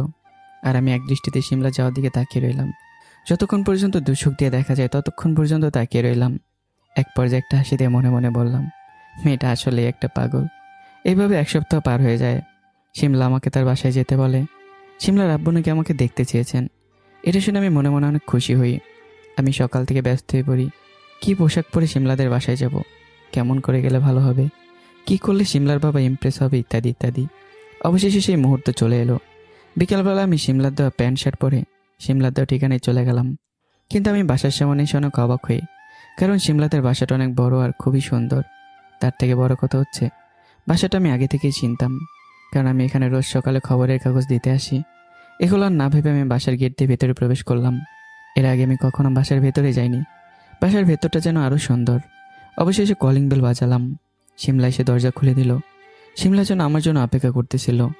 আব্বু ভেতরে সোফায় বসে আছে, তার সাথে ভালোভাবে কথা বলবে, আর যেটা জিজ্ঞেস করবে তার সঠিক জবাব দিবে কিন্তু। ওকে ওকে, এবার ভেতরে চলো। এরপর আমি শিমলার পেছু পেছু ভেতরে যেতে লাগলাম। আব্বু, শ্রাবণ এসেছে। শিমলার আব্বু বসে বসে খবরের কাগজ পড়ছিল। আমার কথা শুনে সে খবরের কাগজ রেখে সামনের দিকে তাকালো, কিন্তু শিমলার আব্বু আমাকে দেখে মনে মনে ভীষণ রেগে যায়, যেটা সে শিমলার সামনে প্রকাশ করতে পারে না। তাই শিমলাকে বলে, মামনি, তুমি আমাদের জন্য 2 কাপ চা বানিয়ে নিয়ে এসো। আমি ততক্ষণে শ্রাবণের সাথে কথা বলি। ওকে আব্বু। এরপর শিমলা কিচেনে চলে গেল। আমি চুপ করে দাঁড়িয়ে রইলাম। এরপর বললাম, আসসালামু আলাইকুম আঙ্কেল।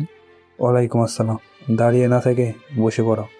আমি সোফায় বসতে যাব, তখনই শিমলার আব্বু বলে উঠল, এই দাঁড়াও দাঁড়াও, 1 মিনিট। আমার অনেক দামি সোফা এটা, তুমি এখানে বসলে নোংরা হয়ে যাবে। তার থেকে বরং এই পেপারের কাগজটা সোফার উপর দিয়ে বসো। আমি শিমলার আব্বুর কথায় অপমান স্পষ্ট বুঝতে পারলাম, তবুও কিছু বললাম না। চুপচাপ তার কথা মতো বসে পড়লাম। আমার মেয়ে নাকি তোমাকে ভালোবাসে। বাসতেই পারে, তাই বলে কি তুমি ওকে ভালোবাসতে পারো? আমি চুপ করে আছি। দেখো, তুমি কি করো সেটা আমাকে বলার দরকার নেই। তুমি যে রোজ সকালে আমাদের বাসায় পেপার দিয়ে দাও, এটা আমি জানি। তোমার কি মনে হয় আমার মেয়েকে আমি কোনো পেপার বয়ের সাথে বিয়ে দিব? আমি এবারও চুপ। আচ্ছা, তোমার বাবা কি করে? নিশ্চয়ই আমার মতো বড় কোনো বিজনেসম্যান হবে তিনি। আমার বাবা একজন রিক্সা চালক। হিহা হা হা, তিনি তো আমার থেকে বড় বিজনেসম্যান। ছেলেকে বড় লোক ঘরের মেয়েদের সাথে প্রেম করতে পাঠিয়েছে, যাতে কিনা কষ্টে বড় লোক হতে পারে। আমার বাবাকে নিয়ে একদম বাজে কথা বলবেন না। ওকে ওকে, আমি আসল কথায় আসি। বলো, কত টাকা হলে আমার মেয়ের জীবন থেকে সরে যাবে তুমি? আঙ্কেল, সবাই আপনার মতো টাকাকে নয়, কেউ কেউ সত্যিই কাউকে ভালোবাসে। আমার কোনো টাকার দরকার নেই। আমি আপনার কথা বুঝতে পেরেছি। আমি নিজে থেকে সিমলা জীবন থেকে সরে যাব। আহা, এই তো গুড বয়। আমি তো এতক্ষণ ধরে তোমাকে এটাই বোঝাতে চেয়েছিলাম। শিমলা ঠিকই বলেছিল, তুমি সত্যি খুব ইন্টেলিজেন্ট। আমি কিছু না বলে উঠতে যাব, তখনই সিমলার আব্বু আমাকে আটকে বলল, আরে শোনো শোনো, এত ব্যস্ত হলে চলে? তোমাকে আমি একটা কাজ দিতে চাই, এর বিনিময়ে আমি তোমাকে টাকাও দেব, সমস্যা নেই। বলতেছি যে তুমি আমার মেয়ের জন্য একটা ছেলে চয়েস করে দিও তো, যে কিনা তোমার মতো ছোট লোক না হয়ে আমাদের ক্যাটাগরির হয়। এবার আমার চোখ দিয়ে পানি বেরিয়ে গেল, কারণ সিমলার আব্বু অনেক খুঁটিয়ে খুঁটিয়ে আমাকে অপমান করতেছে। আর হ্যাঁ, আমি যে তোমাকে এগুলো বলেছি এটা বলে আমার মামনিকে বলো না। আর যদি বলে দাও তাহলে আমি বুঝবো যে তুমি সত্যি টাকার জন্য আমার মেয়েকে ভালোবেসেছো। আঙ্কেল, আপনি নিশ্চিন্তে থাকতে পারেন, আমি কিছু বলবো না। তবে আজকের দিনটার কথা আমার আজীবন মনে থাকবে। খুব শীঘ্রই আপনার সাথে দেখা হবে। ভালো থাকবেন। এটা বলে আমি কান্না করতে করতে আমার বাসায় চলে আসি। এদিকে সিমলা ড্রয়িং রুমে এসে দেখে তার আব্বু একাই বসে আছে। আব্বু, শ্রাবণ কোথায়? জানি না তো মামনি, ওর একটা ফোন এলো আর আমাকে বলল জরুরি কাজ আছে, ব্যাস এটা বলেই চলে গেল। তবে ছেলেটা খুবই ভালো। তোমার চয়েস একদমই ঠিক আছে মামনি। তুমি আগে তোমার পড়াশোনাটা শেষ করো, এরপর আমি নিজেই তোমাদের বিয়ে দেব। সিমলা খুশিতে তার আব্বুকে জড়িয়ে ধরলো, আর সিমলার আব্বু একটা বেলেন মার্কা হাসি দিল। এরপর সিমলা আমাকে ফোন দেয়, কিন্তু নাম্বারটা বন্ধ পায়। সিমলা ভাবে ফোনে চার্জ নেই হয়তো, তাই আর বেশি কিছু চিন্তা করে না। আমি বাসায় গিয়ে একভাবে কান্না করতে লাগলাম। আকাশ বিষয়টি দেখে আমাকে জিজ্ঞাসা করে, কিন্তু আমি কিছুই বলতে চাই না। অবশেষে অনেক কষ্টে আকাশ সবটা জানতে পারে। আকাশ খুবই চিন্তিত হয়ে পড়ে, কারণ আকাশের এই দুনিয়াতে আমি ছাড়া আর কেউই নেই। তাই আমাকে তার ভাই মনে করে। আর একজন ভাই কি করে তার চোখের সামনে এভাবে কান্না করবে আর সে দেখবে? আকাশ আমার বাড়িতেও কিছু জানাতে পারে না। অবশেষে আকাশ একটা বড় সিদ্ধান্ত নেয়, যেটা আমার জীবনকে পুরোই পাল্টে দেয়। এইভাবে দেখতে দেখতে কেটে যায় 3 দিন, কিন্তু সিমলা আমাকে ফোনে পায় না, এমনকি ভার্সিটিতেও দেখতে পায় না। তাই সিমলা অনেক চিন্তিত হয়ে যায়। সে বাধ্য হয়ে আমার বাসায় আসে, কিন্তু বাসায় এসে জানতে পারে আমি আর আকাশ 2 দিন আগে বাসা ছেড়ে দিয়েছি। সিমলা খুবই অবাক হয়ে যায়। বাসা চেঞ্জ করলাম আর তাকে একবারও বললাম না, তাই এবার সে আমার পরিচিত সবাইকে ফোন দেয়, কিন্তু কেউ আমার কোনো খোঁজ দিতে পারে না। এমনকি সে আকাশকেও ফোন দেয়, কিন্তু কোনো কাজ হয় না। এইভাবে 1 সপ্তাহ পার হয়ে যায়। সিমলা পুরো পাগলের মতো হয়ে পড়ে। সে খাওয়া দাওয়া একদম বন্ধ করে দেয়, আর সিমলার আব্বু তার মেয়ের এই সুযোগটাই নেয়। সিমলার আব্বু সিমলাকে আমার নামে উল্টাপাল্টা বলে। সিমলা কিছুতে এর কারণ খুঁজে পায় না। সে আগের তুলনায় সব কিছু করা কমিয়ে দেয়, ঠিকভাবে খাওয়া দাওয়া করে না, ভার্সিটিতেও ঠিকভাবে যেত না, হাসতে তো একদম ভুলেই গিয়েছিল। ওই যে কথায় আছে না, কারো জন্য কারো জীবন থেমে থাকে না, ঠিক এভাবেই সিমলার জীবনও কোনো মতে চলতে লাগলো। দেখতে দেখতে কেটে গেল 4টি বছর।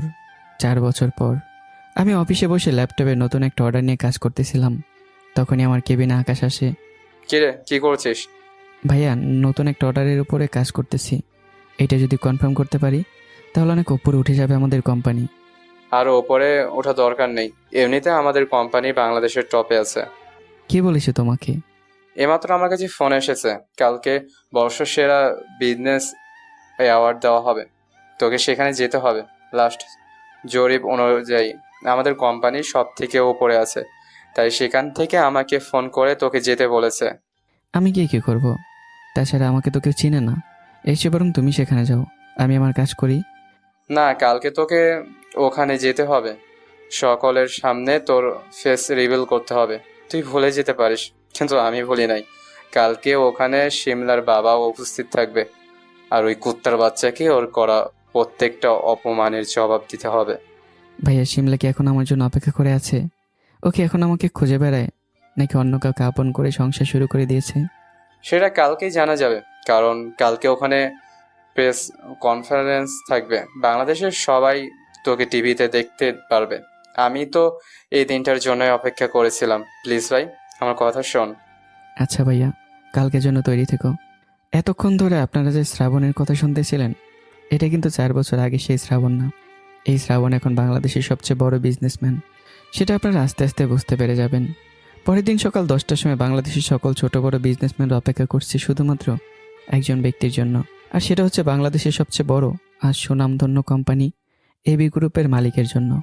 আজ পর্যন্ত কেউই কোম্পানির আসল মালিককে দেখতে পায়নি, তাই এই অ্যাওয়ার্ডেও অনেক মানুষের ভিড় হয়েছে। ঠিক 10টা 30 মিনিট সকলের সামনে একটা গাড়ি এসে থামলো, বরং তার পেছনে আরও 3টা গাড়ি ছিল। কিন্তু সবাই সামনের গাড়িটার দিকে তাকিয়ে আছে, কারণ এটাই বাংলাদেশের সবচেয়ে দামি গাড়িগুলোর মধ্যে একটি। সবাই অবাক চোখে গাড়িটা দেখতেছে। তখনই গাড়ি থেকে স্যুট পরা একজন ছেলে বেরিয়ে এলো। চোখে কালো চশমা, হাতে ঘড়ি, গলায় টাই ঝোলানো, চুলগুলো জেল দিয়ে স্পাইক করা, তবে গায়ের রঙটা একটু কালো। কিন্তু কালো হয়ে যে এতটা স্মার্ট হওয়া সম্ভব এটা কারো জানা ছিল না। এতক্ষণ ধরে সবাই যে ছেলেটাকে দেখতেছিল সেটার কেউই না, সেই 4 বছর আগের কালো শ্রাবণ, যাকে সবাই কত কিছুই না বলতো। কেউ যেন দেখে বলতেই পারবে না এই ছেলেটার বাবা একজন রিক্সা চালক। বাংলাদেশের সব দেশীয় চ্যানেলে শুধু একটাই নাম, শ্রাবণ। কেউ চিনতে না পারলেও শিমলার বাবা চিনতে মোটেও অসুবিধা হলো না আমাকে। শিমলার বাবা চেয়ার থেকে উঠে দাঁড়িয়ে গেল, আর এদিকে শিমলা টিভির সামনে বসে বিজনেস অ্যাওয়ার্ড অনুষ্ঠান দেখতেছিল। তখনই সে আমাকে দেখতে পেল। শিমলা যেন প্রাণ ফিরে পেল। সে একভাবে টিভির দিকে তাকিয়ে রইল। এরপর আমি হেঁটে স্টেজের দিকে যেতে লাগলাম। আমার পেছনে 4 জন গার্ডও ছিল। এই জন্য এক কোনো মুভির নায়ক হেঁটে যাচ্ছে। আমি স্টেজে যাওয়ার পর আমার হাতে বর্ষসেরা বিজনেস অ্যাওয়ার্ডটা তুলে দেওয়া হলো। এরপর হাতে একটা মাইক্রোফোন দেওয়া হলো এবং সাংবাদিকরা কিছু প্রশ্ন করতে লাগলো। স্যার, আপনি এতদিন মিডিয়ার সামনে আসেননি কেন? আজকেও আসার কোনো ইচ্ছে ছিল না, কিন্তু ভাইয়ার জন্য আসলাম। মিডিয়ার সামনে এসে কি হবে, কাজটাই আমার কাছে মেন। আমার জবাবের জন্য সবাই ভীষণ সন্তুষ্ট হলো। এখানে উপস্থিত থাকা সবাই করতালি দিয়ে উঠল।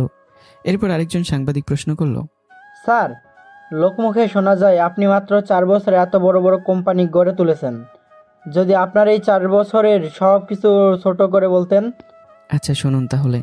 প্রথমে বলে রাখি, আমার বাবা একজন রিক্সা চালক, আমার মা গৃহিণী। কোনো মতে আমাদের দিন চলে যাচ্ছিল।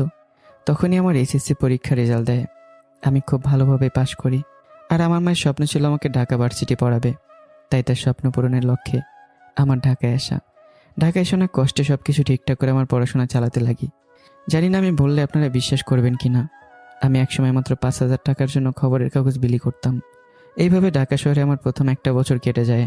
এরপর হঠাৎ একটা কারণে আমি খুব ভেঙে পড়ি ভিতর থেকে। এই সময় আমার পাশে আমার ভাই আকাশ এসে দাঁড়ায়। আকাশ ভাই একটা কোম্পানিতে জব করতো। সে আমার জন্য ওই জবটা ছেড়ে দেয়। তার কাছে যত টাকা ছিল সে সব টাকা আমার হাতে তুলে দেয়। এমনকি ভাই ব্যাংক থেকে লোন পর্যন্ত নেয় শুধুমাত্র আমার জন্য। আমি আর ভাইয়া ঠিক করি আমরা দুজনে মিলে একটা ব্যবসা শুরু করব। আমাদের হাতে তখন 5 লক্ষ টাকার মতো ছিল। আমরা খুব ছোট আকারে একটা দোকান ভাড়া নিয়ে আমাদের ব্যবসা আরম্ভ করি। এরপর আল্লাহর রহমতে আমাদের আর কখনো ফিরে দেখতে হয়নি পেছনে। একমাত্র আমি আর আমার ভাইয়া জানে আমি জীবনে কতটা কষ্ট করে এই পর্যায়ে এসেছি, কত রাত না খেয়ে কাটিয়েছি। ব্যবসায় একবার এমন লস হয় যে আমাদের আত্মহত্যা করা ছাড়া আর কোনো উপায় ছিল না। কিন্তু আমরা সেই সব কিছু পিছনে ফেলে সামনে এগিয়ে যাই। আর আজকে এবি গ্রুপ তার জলজান্ত প্রমাণ। আমি কথা বলতে বলতে আমার চোখে পানি চলে এলো। আমি টিস্যু দিয়ে চোখের পানি মুছে নিলাম। মুহূর্তেই করতালির বন্যা বয়ে গেল। এরপর আরেকজন সাংবাদিক জিজ্ঞাসা করলো, স্যার, আপনি কি বিবাহিত নাকি অবিবাহিত? ব্যস্ত লাইফে এগুলোর জন্য সময় পাইনি, তবে একজনকে অনেক ভালোবাসতাম, মানে এখনও বাসি। স্যার, আপনি কি তার উদ্দেশ্যে কোনো মেসেজ দিতে চান? তাহলে এখানে বলতে পারেন। অনেকবার তোমার সামনে গেছি, সাহস করে বলতে পারিনি তোমাকে ভালোবাসি। অনেকবার রাস্তার ওই মোড়ের পাশে গোলাপ নিয়ে দাঁড়িয়েও থেকেছি, কিন্তু সাহস হয়নি তোমাকে দেয়ার। তাই আজ নিরুপায় হয়ে টিভির সামনে বললাম। জানি না এটা তোমার কাছে পৌঁছাবে কিনা, তুমি আমার জন্য অপেক্ষা করেছো কিনা সেটাও জানি না, তবে আমি এখনও তোমার জন্য অপেক্ষা করেই আছি। ঠিক ওই সময় শিমলা টিভির সামনে বসে জোরে জোরে কান্না করতে লাগলো। শিমলার এক মুহূর্তের জন্যও বাসায় থাকলো না। সে আমার অফিসের উদ্দেশ্যে রওনা দিল। এদিকে আমি সব ফর্মালিটি শেষ করে গাড়িতে উঠতে যাব, তখনই শিমলার আব্বুকে দেখতে পাই। আমি সোজা শিমলার আব্বুর কাছে যাই। থ্যাঙ্কস আঙ্কেল, আপনার সেই দিনের অপমানের জন্যই আজকে আমি এই পর্যায়ে। আর হ্যাঁ, আপনার মেয়ে নাকি আমার অফিসের সামনে সে কান্নাকাটি করতেছে, সে নাকি আমায় ভালোবাসে। আঙ্কেল বলতেছি, ব্যবসা তো ভালোই ধরেছেন। যেই দেখলেন আমি এত বড় একজন বিজনেসম্যান হয়ে গেছি, অমনি মেয়েকে পাঠিয়ে দিলেন। বাবা বাবা।